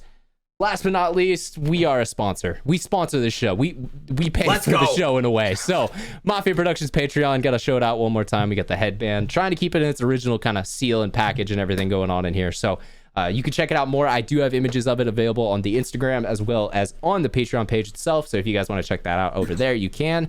But yeah, one more time, it's number 97 of 145, and it's going to be coming straight to you if you win this month's giveaway. So head over there. You can't win if you don't play, as the lottery would say. Facts. That was like a little flashbang with him turning on the lights. Yeah, I know. I was like, oh, God. Dude, my bad. You're like Draco scratching at his crate in the back. Hey, I have a question really Say hi quick, to the Sky. pupper. Oh, hey, Draco. That's the car detailing dog. Yeah, he details That's cars the guy, all by that's himself. the one that details your car. The laziest employee ever, I swear. He's the laziest. Oh, were you saying, Brian? Yeah, so I got a question. It might be stupid, and if it is, I'm just kidding. But There's no stupid question, just stupid people. Uh, I'm just playing, bro. Facts. I'm sorry. Brando's like, well, shit. It's okay, man. I'm full of them. next question then. Oh, Next fuck. question. No, I'm sorry, man. I am not a car guy at all. I've never had my car detailed. What exactly does that entail? I don't like. It's basically I hear just a people deep talk cleaning about of it. your car. Yeah. Okay. It's a deep cleaning or, paint corrections, like scratches in your paint, swirls, your keys or your rings, clipping your, side little of your like door. tree branches or stuff if you drive by them, stuff like that. Mhm. Yeah, because It's basically, I if you could, like, So- picture a car wash, Okay, well, maybe you go if, first. maybe if someone puts a case of paint on top of the car, and instead of picking it up, you drag it off the roof, and it scratches the roof for some reason, whatever's on the bottom of that box. Mhm. Oh. yeah, that can happen. This sounds I like could a be your very next customer personal then. statement. I could be your next. I've seen Brando's car. That car is fucked up, dude. Jesus. That car is, I got Some you. ex-girlfriend rage tonight. Yes. dude. I'm gonna have to call Draco then. I can tell that guy doesn't wash his car. Hit him up. Hell no. For sure, man. No, but I mean, I think that is a great point, just a detail. So what are the services that you guys offer over at Draco's? Do you guys do like the kind of more hardcore stuff like the paint correction yet? Or is it still like, okay, yeah, so you got So I can do like minor. So I'm like dipping my toes in the more kind of advanced stuff. So do you have a I'm more so compressor focused on the on- van then? Or Yeah. Okay, so you have a buffing wheel Nice. with you. That's sick. Okay. Mhm. Dude, he's got the rig, man. Damn, dude. Yeah, no, that was a big thing. Like I'm not charging cheap prices, but I'm not doing cheap quality work either. But if you want to charge people, for, higher end cars, good money, if you don't have a proper setup or a professional looking setup, people aren't going to take you seriously. Yeah. Yeah. Yeah. Like if you have to pull up to, a person's house and be like, hey, this is the price of the detail. Oh yeah, by the way, can I use your water and power? Like, Yeah. Yeah.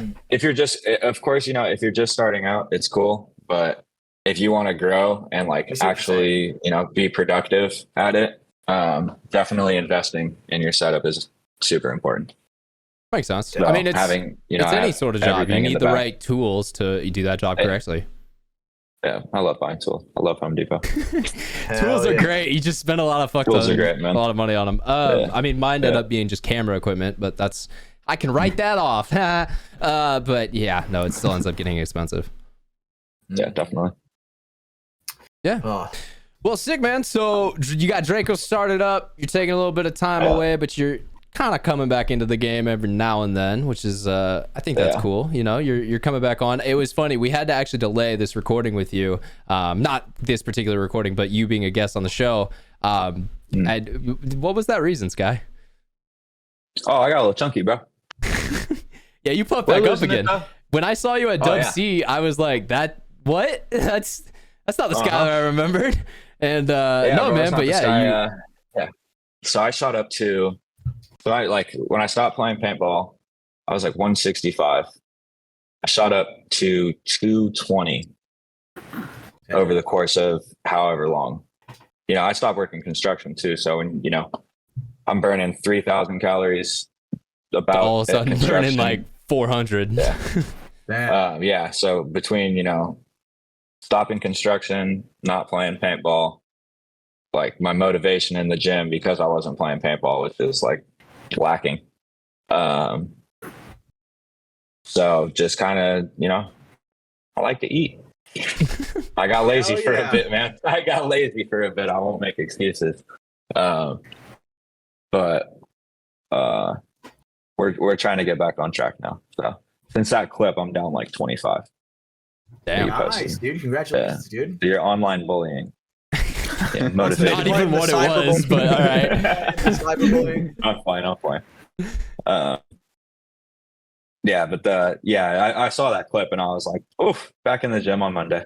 So we've been grinding since then. That's some Hell yeah, inspiration bro. right there. Well, sick. Oh. So yeah, I guess one last, kind of question before we kind of move into some other things that we wanted to talk about tonight. For Dracos, how can people get in touch with you if they want to, kind of check out your services, see what you offer? So right now, the only real way is IG and my cell phone number. My cell phone number is tied through my IG. I'm looking to start up a website, Google page, and all that jazz. I'm more focused right now on getting into with businesses and doing like work fleets and stuff, because that's where that money comes through every time. If I can get monthly clients set up like that, I will be a happy man, which is the goal. And then in like a couple of years, you just start subcontracting that work out, and then you're just collecting money, getting clients to jobs, and that's how you profit in this world.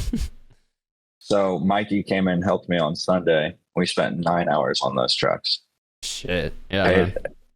And again, Mikey, hardest worker. Yeah, he wasn't dilly-dallying. Like, Bro, he was hustling the whole time. I didn't have to ask him to do anything. After like the second truck, he just knew right what to do. Picked up the process. I was like, man, I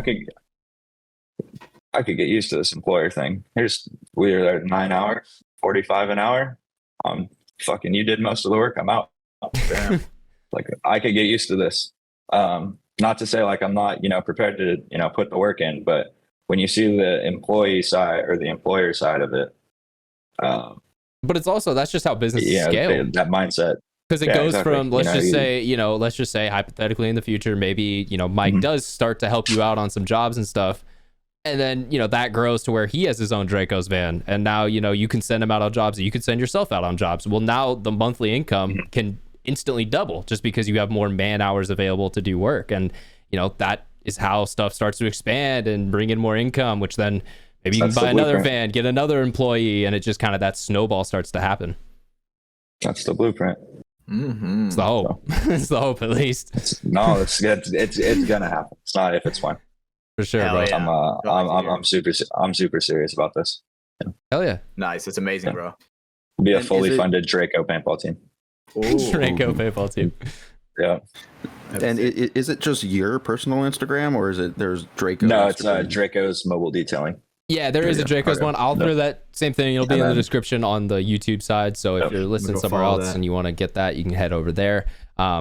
We'll also, when this comes out, we'll make a little post. We'll tag you up. We'll pimp you out to our audience, Mr. Schuyler. I appreciate you, man. Anything for $1. Dollar make me holler, brother. So let's kind of move forward a little bit. We had some other stuff we wanted to talk about tonight. We are going to finally bring up the Sky King conversation, which I know we teased last week and then never got into it with Cody. We got some great stuff to talk about on that. Before we do any of that, Brandon, the fort time. We got to talk about the forts. What the fuck's going on, bro? We had a hurricane. I had to say one of the beds. Oh, like, we didn't know how bad it was going to be. Very true. That was a long time away, or a long ways away. I'm on the second floor. Like, tsunami might have hit. I don't know. I've never dealt with a hurricane over here. These are actually somewhat valid. We live in the Central Valley. Like, it's like a little bowl. No, that's a good point. I don't know. Your house is going to be under 400 feet of water before I'm even affected. So that's chill. Yeah, exactly. No, Dude, I had no idea. I just got back after work, and the whole thing's rearranged. There's 2 beds now into 1 bed, and there's a lot more room for activities. And we love that. I don't know. Yeah, we'll see. Maybe in that corner. Maybe it gives us enough room for a gaming PC. I don't know. We'll see. Hey, yo, chill with that. Yeah, don't play with us like that. Come on, bro. Stop. Maybe once we get. What was it? 50 Patreon members? 50 Patreon members gets me frosted tips, and it gets Brandon a PC. I love that. It also gets me a new gaming buddy. Let's fucking go, dude. that's a second order effect. I don't think that's a main cause. Pretty good though. For sure. I can teach you the ways. For sure, brother. But yeah, okay. So just some random shit. It's a different background, you know. We see you every week, and it's always the same. You always have the two, you know, you and Michelle. Just that way, you sleep separate. You know, you can't be together. It's unholy. Yeah, it's gross. Cooties. Nothing till marriage. Exactly. We're and even after. Let's be real. You know, we're God's children. Like who? Who the hell gets married? Who really wants to do? Well, all right. Okay, you're just a member of the Church of Kyle Hatch. Yep. The Church of Kyle. Brandon, by the way, I saw this fucking video the other day, and it was this dude who had this huge long reaction, and it was this female, you know, Latina who was like saying all this shit about how they're apparently coming for white boys. And it's really funny because the dude's reaction for like 4 minutes was like, I'm scared. Like, I don't know what the fuck they're doing. And they're going to win. Because, like, how am I going to say no? You know what I instantly thought, Brandon? I instantly thought of your ass. Yeah, damn straight. How do you can't say there is no no. There is no. They tell you what to do. And I say, yes, ma'am. Yes. See, What do you think is different in the Church of Kyle over here? What do you think is different in the Church of Kyle?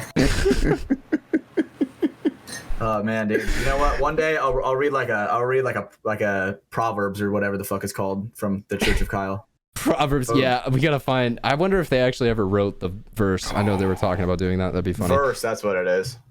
Like Bible verses, yeah. All right, guys. Well, let's get into it. So, for those out in the audience, we gotta introduce this a little bit. The tale of Sky King. So, I know most of you guys here are familiar with it. I know Hatch and Brandon are. Schuyler, you haven't heard anything about this story, right? Mm-mm. That's great. We love that. All right, cool. So Amazing. he's going to be learning with you guys out in the audience. So Sky King, I think his name was it Russell? Russell It's Vivo? like Russell Richard. No, or Richard Russell Vivo or something like that. that. I'm getting that wrong, and that's my bad. Sorry, man. Looking it up. But he was a baggage handler, I guess, for Alaskan Airlines, and he was out of the, I don't know, somewhere near like the Seattle area, some airport around there, and you know, one day, man just kind of snapped. Also, what just happened in Brandon's home? We heard that through the mic. Yeah, I don't know. I'll be right back. Oh, If he doesn't Nice. come back, he dies. my guy. But yeah, so you know, Richard Russell. It is Richard Russell. Richard That's his Russell. name. Okay. So yeah, he kind of snaps one day, and he gets himself into, I forget what type of aircraft it was, but it was one of Alaskan Airlines. It was a big boy, but a smaller big boy. So like, don't think for sure. 747, but like, he wasn't flying a Cessna. It wasn't a small little like, you know, last stop plane. So he gets in, and dude, he takes off, and he manages to fly. He manages to spend about 3 hours in the air. It was a whole national security risk at the time. Jets are following this guy. Yeah, everyone was freaking out. Is this guy a pilot? No, that's what we were saying. Briefly. He's Yeah, briefly. for about 3 hours he was a pilot. Yeah, What did he like YouTube it? How the fuck did he learn to fly a plane? he didn't really know how to fly a plane. He kind of knew, but at the same time, you could tell there was a lot that he was not familiar with. And how you could tell he was not familiar with that was the ATC communications that he had. So the great thing about ATC communications is they're all recorded. So for the next couple minutes, I actually went through and I pulled some of the kind of, I think are the best, like the funniest, the kind of most insightful parts of his conversation with the tower. And so we're going to go into those guys. So stay tuned for just a minute, and yeah, let's listen. Jet approach, welcome, final runway 16 right. Welcome. Man, I'm a ground service agent. I don't know what that is. Get up and get it to go. In a couple hours, I guess. But yeah, I wouldn't know how to land it. I wasn't really planning on landing it. Doesn't know how to land. The runway just off your right side in about a mile. Do you see that? That's McCord Field. Oh man, those guys will rough me up if I tried landing there. I think I might mess something up there too. I wouldn't want to do that. McCord Field is a Air Force base in the area. They got anti-aircraft.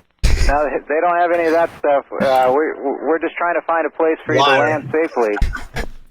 Yeah, not quite ready to bring it down just yet, but holy smokes, I gotta stop looking at the fuel because it's going down quick. This is probably like jail time for life, huh? I mean, I would hope it is for a guy like I would hope it is. Minimum wage. We'll chalk it up to that. Maybe that'll grease the gears a little bit with the higher up. Maybe, yeah. Good day. I think I lost you behind some hills a little bit. I'm coming back though. Damn it, Andrew! People's lives are at stake here. Now, Rich, don't say stuff like that. Don't say stuff Nah, like that. I don't want to hear no one.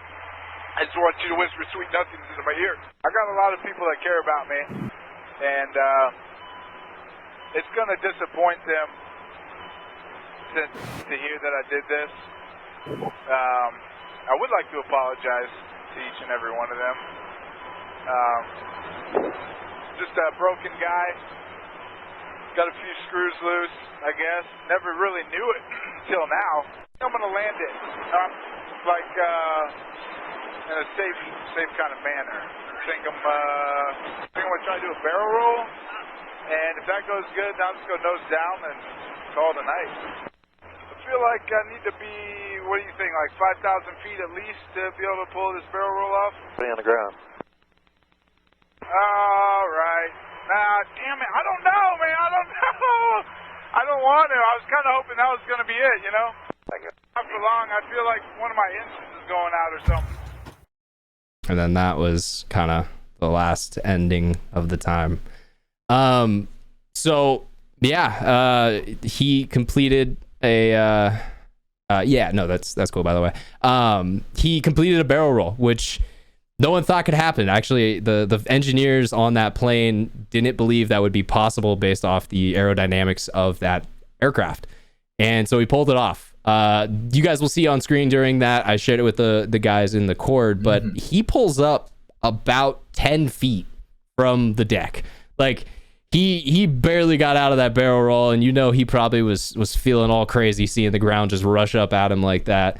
But as he says there really kind of poignantly, like he thought that was it. He thought that was where life was going to end, and it didn't. And so he, made his way and started running out of gas and crashed somewhere in one of the kind of islands in the kind of Pacific Northwest around that Seattle area, like I was saying. It's a crazy story. It's a dude who seemingly, like he mentions there, like they ask him why he's doing it, and he was like, minimum wage. He's just fed up, couldn't take it anymore, and wanted to do a badass thing on his way out.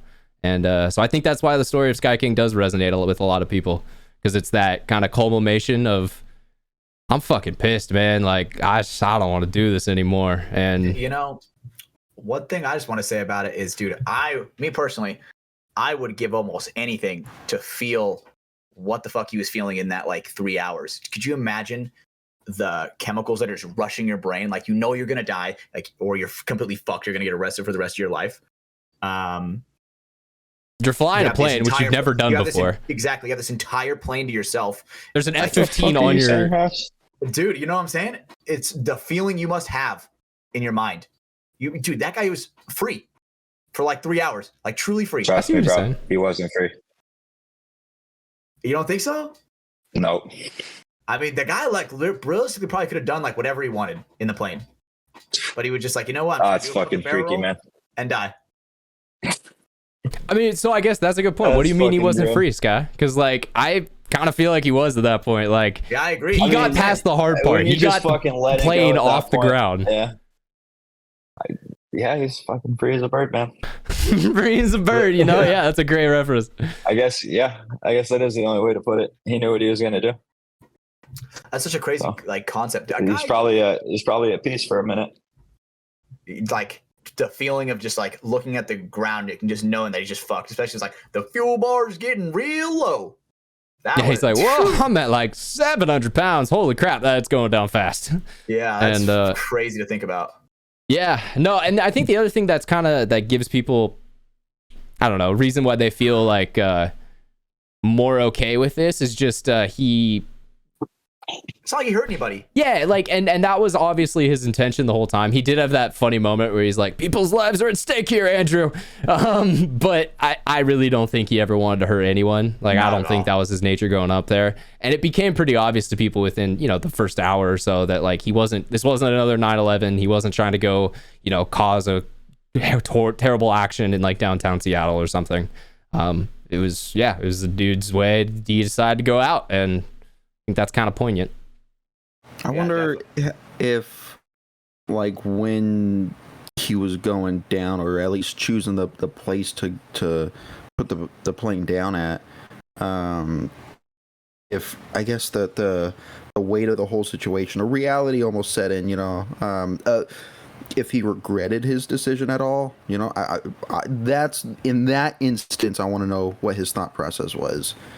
That's probably a good I point. feel like we saw it change. When he's like, oh, lies over stake here. Then all of a sudden he's like, just a guy with a few screws loose. I didn't know it until now, I guess, right? That's when he's probably like touching the wheel and he's like, damn, this is it. But in maybe most of that, there's the option of him talking to the and he could land the plane, and he'd face jail time, but it wouldn't necessarily be the end. Choice. But I see what you're saying. So like Brando, that would be the interesting part, because we don't have radio communications for like the last couple minutes of the flight. I don't know if those were recorded or not. I don't know. I didn't do the background on that. But the last thing publicly is that he was telling him like, I'm getting low on fuel, man. It's gonna have to come down soon. And then it's like a couple minutes after that the plane crashes. And so that's a very I wonder what was going through his head as like, damn, left engine's out, right engine's out. I have no power. This plane is going out of the sky. And because you hear about the times where people try to and they end up living. The people who have jumped off of the Golden Gate or something like that, they're instant regret, and it's they all talk about that. That's the crazy part. Yeah. So I don't know. Does that work? It's a deep thought.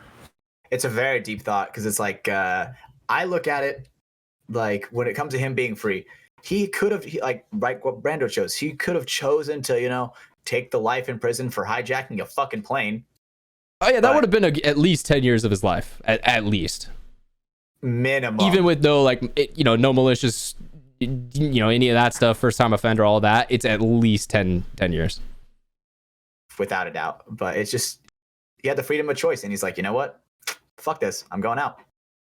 I'm not coming back. I'm not gonna land it for you guys and take the jail time.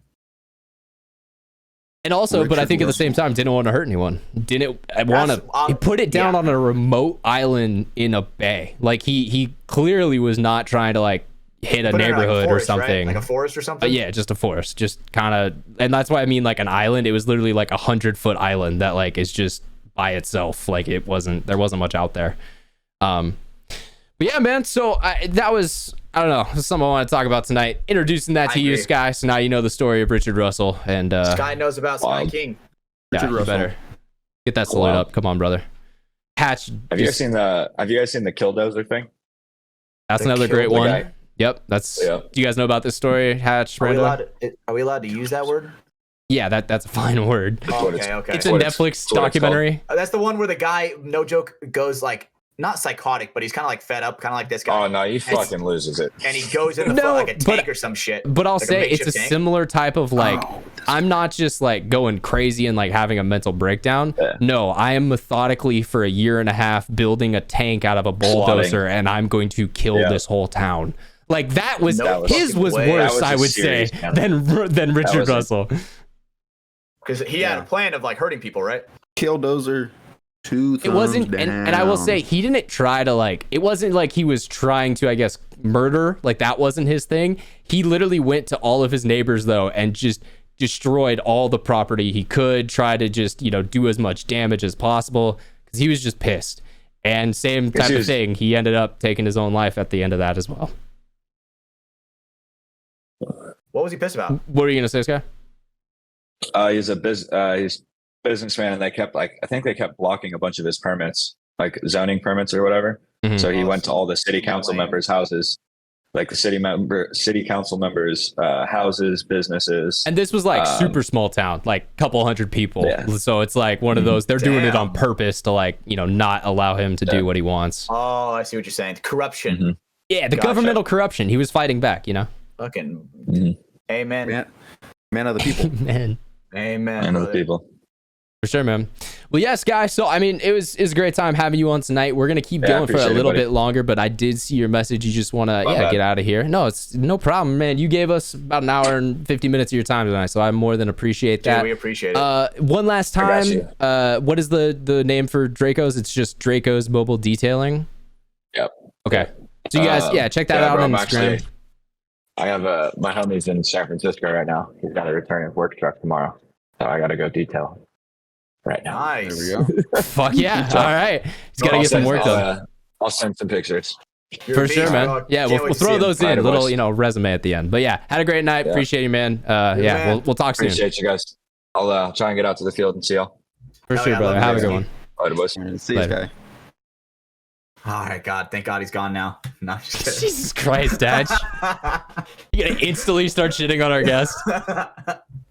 I love Sky, man. I really do. He's a great guy. He really did inspire. He inspired me like probably more than anybody else on that field, especially when I was seeing him going pro. Dude, that like unlocked another level in me because I honestly feel like I didn't start getting good until Sky got pro. Because I guess I let like jealousy and envy get the better of me because I'm like, dude, seeing all these everybody pick my teammates over me, the shit'll fucking piss you off. You got picked last in dodgeball. Mm-hmm. Ooh, I thought Sky always had that drive, or that you said, he started like shooting laser beams out of his eyes when he got full on focus, Chad mode. I'm kind of pissed y'all didn't get that reference.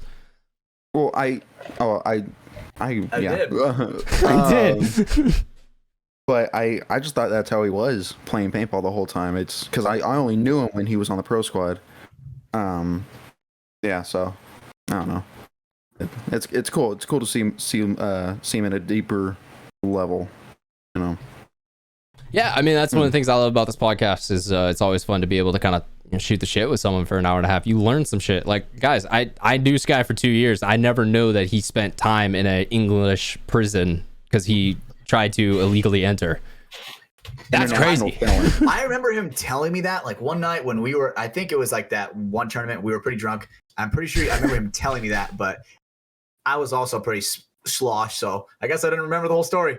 I remember he's like, yeah, dude, rugby was a big thing for me. I was like, I was going to go over to England to do it. And I'm like, damn, Sky, you're a beast, bro. I don't know if he played on the same level, but didn't Micah also play rugby? Micah plays really, he played at really high level rugby at a point, I think. Yeah, he still can. I like it when he explains it to me because I don't know what the hell's going on. I do not understand the rules, bro. We were sitting down eating. It was in Philly, and we're watching the game, and he's explaining everything to us. Like, all right, he's like, gotta understand. If a guy does this, then that breaks the rules. About they all scrum, like, what? and then the quaffle has to be released, and then the beaters hit the quaffle, and then the bludgers. What about the 9?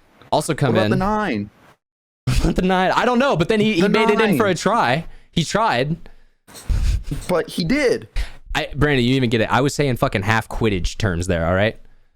Yeah, I'm not a fan. No, I don't get Lord of the Rings. I don't know. The golden snitch is released at the end, and then the seekers have to go find it, and then that's the person who wins the rugby game. I think that's how that works, right? Fan growing up, so yeah, same. Yeah, 100%. Mm-hmm. Were you Team Jacob or Team Edward? Jacob. Team Jacob, obviously. Taylor Lautner, bro. Come on, man. What are we that's talking Shark about? Boy. Hold on. God, you guys did not have a childhood. Dude, this is a good would you rather. Would you rather be a fucking werewolf or a vampire? Vampire. Live forever, still get to be in human form. I mean, the whole not going outside thing, that would suck. But depending on what realm of vampire you are, those rules, I feel like, kind of come and go. I'm not gonna lie. Yeah, valid. Yeah, the Twilight one, dude, then you're just a sparkly weirdo, bro. You're a normal person who, never grows up. Dude, are you telling me these teachers are not recognizing them? Be like, hey, so you've been in this class for 48 years. So what the fuck's going on here? I remember seeing that when it first came out. I think I was in 7th grade when it first came out. Dude, that's something the FBI could not get me to admit, bro. I've never seen the Twilight movies. Really? Yeah, I think I've not seen, doing it. It just became too Tumblr girl edgy shit, and I was like, nah, I have no interest. Stay strong. Yeah, I watch them. I watch them far too often. Not because of me, because of the Latinas. I love how your camera's frozen for this, so you have plausible deniability that you didn't say that. Exactly. It's the internet, babe. It's the internet. It's the internet. It doesn't count on the internet. She's getting me again. She's turning the internet off. She heard the earlier statements. Yeah. No, dude, I almost sent you that reel. It was having me crack up because I was like, this is literally Brandon. This is what happened to my boy Brandon. They got him. God damn it. We got me, ladies and gentlemen. Cue the FBI clip. Cue the FBI clip. Yeah, man, there was actually one other thing, like news topic wise, that I wanted to bring up tonight. And that's actually something I heard on Speaking of Japan show earlier today. So I think they broke the news. But J-Rab, he's actually going to be out for Chicago. The man ended up tearing his meniscus. I don't have all the information, so I don't know how bad of an injury it is, but I do know at least for Chicago, he will be, on the sidelines and not able to play. So yeah, we'll see what that does to that AC Diesel lineup. I don't think it takes, it doesn't take a scholar to see that J-Rab is obviously a big part of any team that he's on. He's without a doubt like that leader for his team for sure. He just has that presence that, the experienced killer from every single angle, playing the 1 to the 3, just a overall consistent player across the board. That's what I loved in the Keith Brown episode. If you guys want to check that out, he was mentioning, he was a teammate with Jay back in the day, or J-Rab back in the day. And it was funny. He was saying like, yeah, I'd be up in the 1. I can't kill anyone. And J-Rab's behind me, the 2, killing people. And I was like, I don't know what you're doing, bro. So, no, I think, he's a great player. He can change the momentum on a field if he's having a really good, day of paintball. So that'll be interesting to see what happens. I think they did pick up someone, I'm not fully sure who, to kind of be a replacement as just a member of the roster, but so we'll see how Mouse, Spica, all those guys are able to kind of pick up the slack. You had some good stuff from like BJ Hindenburg in the last tournament and stuff like that, so maybe he'll get a little bit more of a time to shine. It's kind of it's up in the air. We'll see what happens. Did you see Silos went to NYX? Yep, I saw that. That's pretty interesting. The backstory on that, again, it's one of those things that I think there was something said, but the full story is not out. It seemed to be off the field type relationship stuff. And relationship may even be a strong word there. So like, I'm not trying to say they didn't get along or anything like that, but it seemed to be those were the reasons that they decided to, step away from that. So it's really rare to see these kind of late season roster changes. No, it's not. Right. We talked about this before the show, bro. I'm telling you, dude. Did you black out last year, bro? Do you remember what happened before Chicago last year? It was chaos. So many guys were jumping teams because they were trying to get. Saints one? No, Latin Saints broke up way before that. That was at the beginning of the year. Okay. That was the first event they broke up. But yeah, no, going into Chicago that year, everyone was trying to grab guys up so then they could have them for the roster lock that happens in Chicago. You're not familiar out there in the pro division of the NXL. At Chicago, rosters lock. So at that point in time, you can't add anyone who has played on a different NXL pro team to your roster. So there's no like trades that can happen. Whatever team you play for in Chicago, if you want to play at the pro division, you have to play with them in World Cup. That's what ended up happening to Ivan, and then now look at him. Now he has a World Cup ring. Well, and that's the crazy part. He went down to semi-pro and play pro. Played, helped Notorious out, helped them. He was not. Not like the reason or anything, but helped them kind of get that win and get a dub, get the spot, and then was able to go join the Brooklyn Bears organization, and he's been doing great in pro. Doing good since, that dude. Making Sundays. Yeah, he's making his way downtown, walking fast, and he's taking pictures. It's crazy. Oh shit! Yeah, Ivan. No, that's his brother. Graffy. That's his brother Enrique. They're different people. All right. I know everyone thinks they're the same person. They're different people. One is a father of 2. All right. That should be the big difference. Ivan has 2 kids. Yeah, 100%. That's the correct answer. Damn. That's fucking correct. That's crazy. I'm just gonna clear up the air. It's actually Enrique, so I don't want anyone coming at me. All right. Children in general are wild. They'll get you. They will get you. For sure, man. Sure. I mean, I totally have experience and knowledge on this, but trust me, I was one. Like that's about crazy. All I have. Yeah. The only experience I got is being a sugar baby. You know what I'm saying? God damn it, Edge. It's the MILFs. It's the fucking MILFs. Yeah. Was that right now? Wait, what? What'd you say? I bit a couple ankles when I was little. Oh, okay. Gotcha. I'm so confused as to what's going on right now. So moving to my next topic, something I wanted to kind of tease tonight, and I think it's a great time as we just hit the 2-hour mark. So I've started researching for my next video essay. Gonna get one of those together, and I want to see if you guys can guess the topic. So what do you guys think the topic about? It's about a paintball industry type topic. Shit. Or I guess it's a product. We can say that it's a product in the game. like okay. Is it about paint? No, it's not about like paint as a whole. Yeah, it's not. It's about a specific product. So it's not like it's a general like this is about markers or this is about hoppers or something like that. Gotcha. Gotcha. Let's see. What do you have? What do you have on your person? That's not gonna help you. That's not gonna help you. Because other videos I may have had like bottles of balls and shit. No, this one I'm literally not gonna be able to find a marker. That should be a hint. Okay. Obviously, we already covered the electronic or virtual paintball. Yes. What's next on? That is true. List? We got balls and virtual paintball done. We got the tragedy of DFG on film. We have ouch. Hey, I'm part of that tragedy, bro. It is what it is.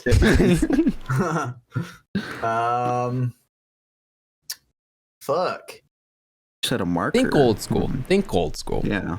Old school. Yeah. Is it how old? Like autococker old? Older? It's like the generational change of the bunkers.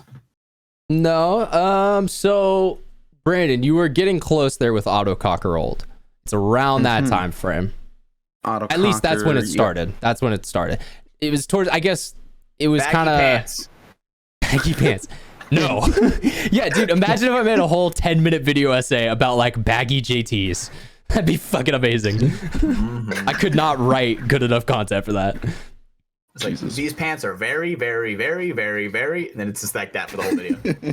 All right, I'll give you a hint. It was one of the markers that was involved in the arms race of the early 2000s paintball era. Oh my god. The Timmy? No. The shocker. No? Okay. No. Ooh, okay.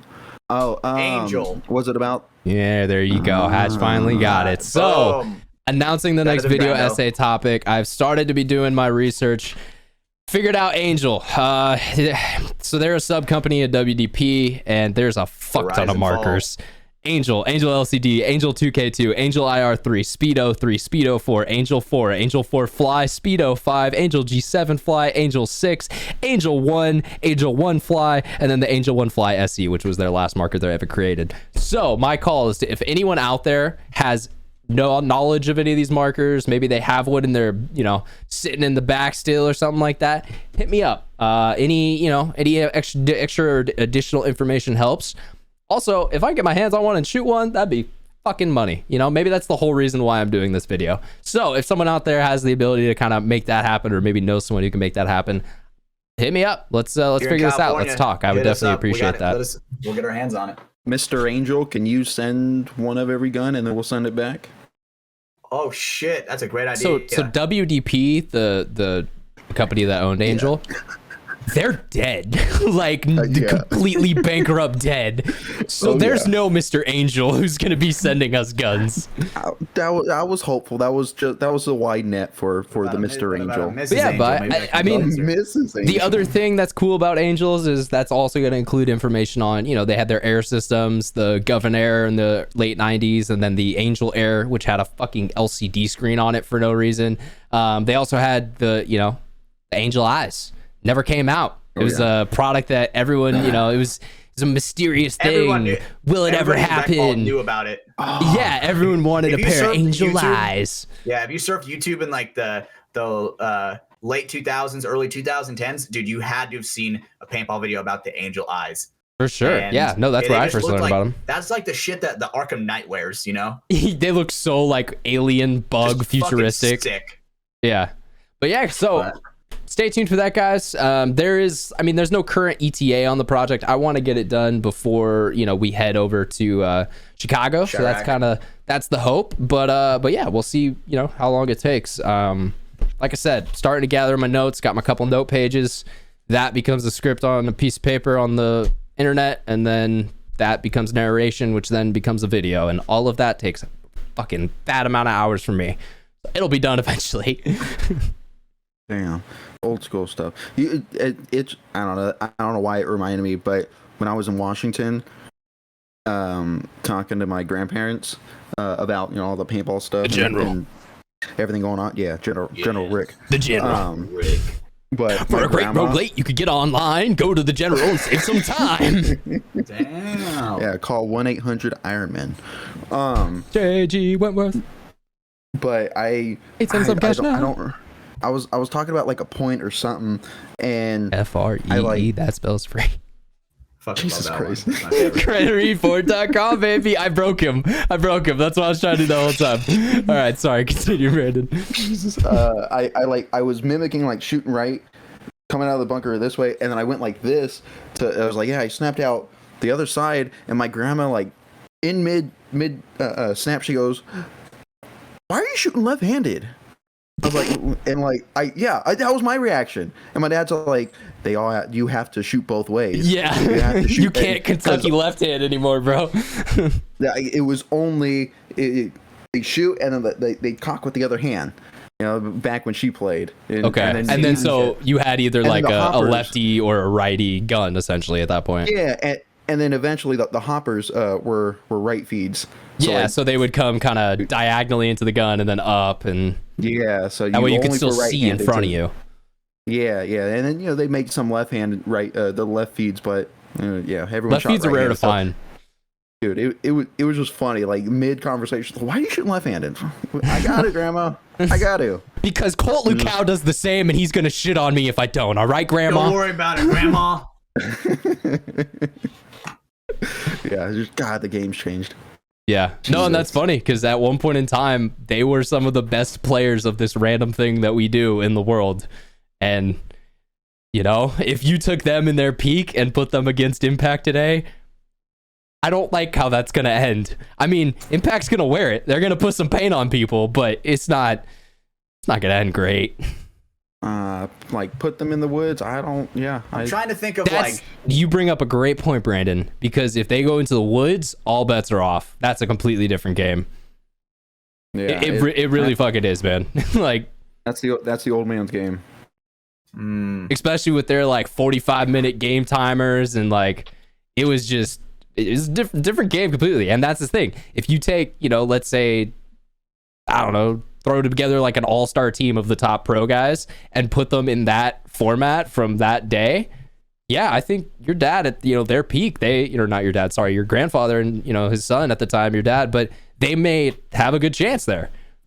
You put them on an airball field, a modern day NXL field, completely changes. Completely changes. You know how Sky said Diesel mercy them in 3.5 minutes? We're gonna go for 2. Quicker. Yeah. Like, and that's 7-point mercy too. We're doing full pro rule mercy. God damn, dude. Well, for sure, guys. I mean, that's about all I had listed down tonight. I think I appreciate Sky being here. That was a great conversation. A lot of kind of awesome insight from his time in the game, but I still can't get over the fact you never told me about the customs thing. I'm just, it feels like your boy lied to you for so long, and then he lets you know about this big part of your life or of his life. And it's like, damn, man. Yeah.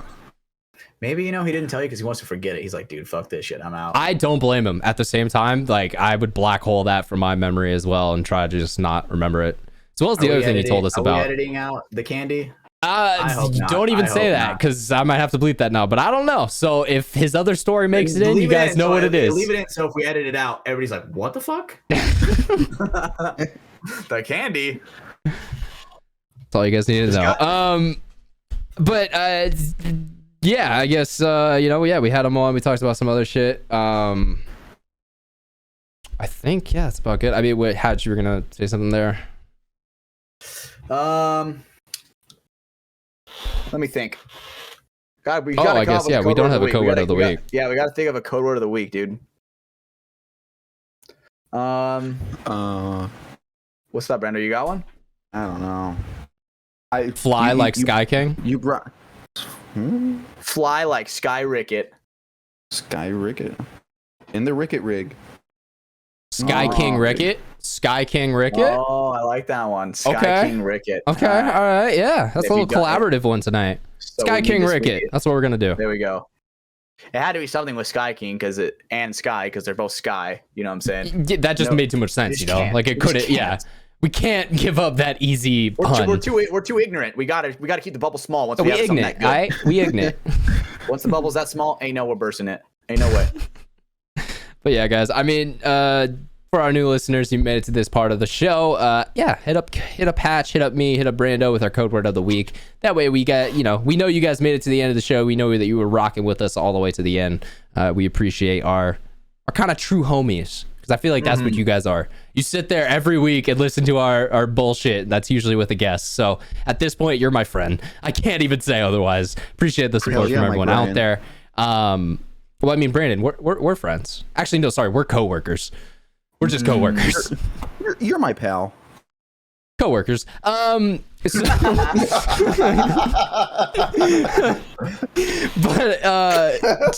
my standard list of stuff I gotta talk about at the end of the show. Please rate the show. Like I said at the beginning, it takes a second. It's free. It helps us out, and like I said, it's free. Is 5 seconds of your time too much to ask people? But go down there, drop a 5-star. 5 seconds. Go down there, drop a 5-star, let us know. Yeah, you can write up a review as well during that, or just, drop the stars, whatever you want to do. Same on YouTube. You can leave a little like and then put something in the comments. Let us know what's up. Subscribe on all those platforms. So Spotify, you get the follow button. Apple Podcasts, you got the follow button. Amazon, I think there's something on there too. We also have on YouTube, hit the sub button. It's pretty self-explanatory. Patreon.com/Mafia_Productions. That's where you're going to get access to the headband giveaway. I was just trying to get it open there. But yeah, so you get access to that.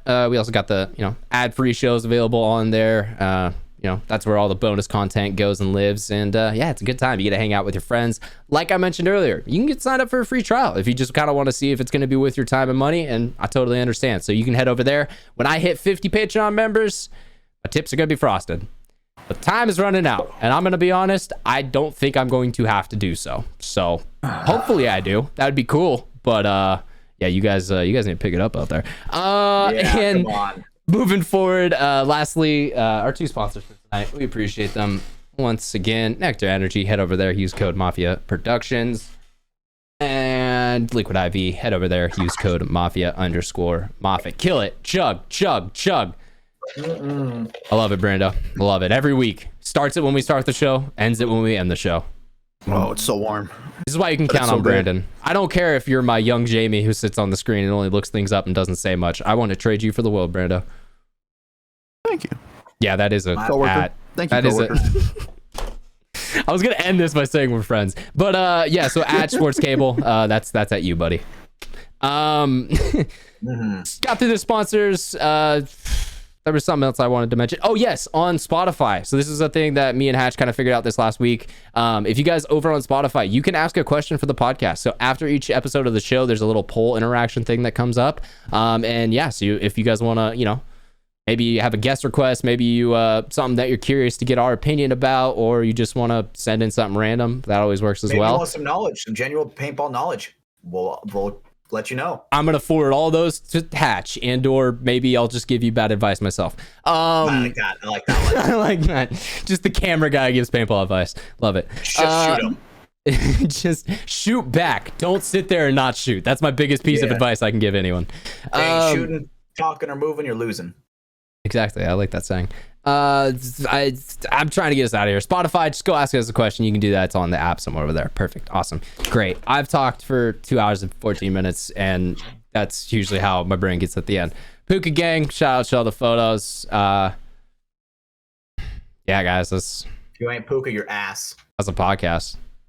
For Brando Baird, for Schuyler Rickett, and for Stephen Hatch. My name's Ryan. My name's Ryan Mafia Moffat. I don't have two Ryans. How long can I make Hatch warm up? How long will it go? Can he keep hitting it?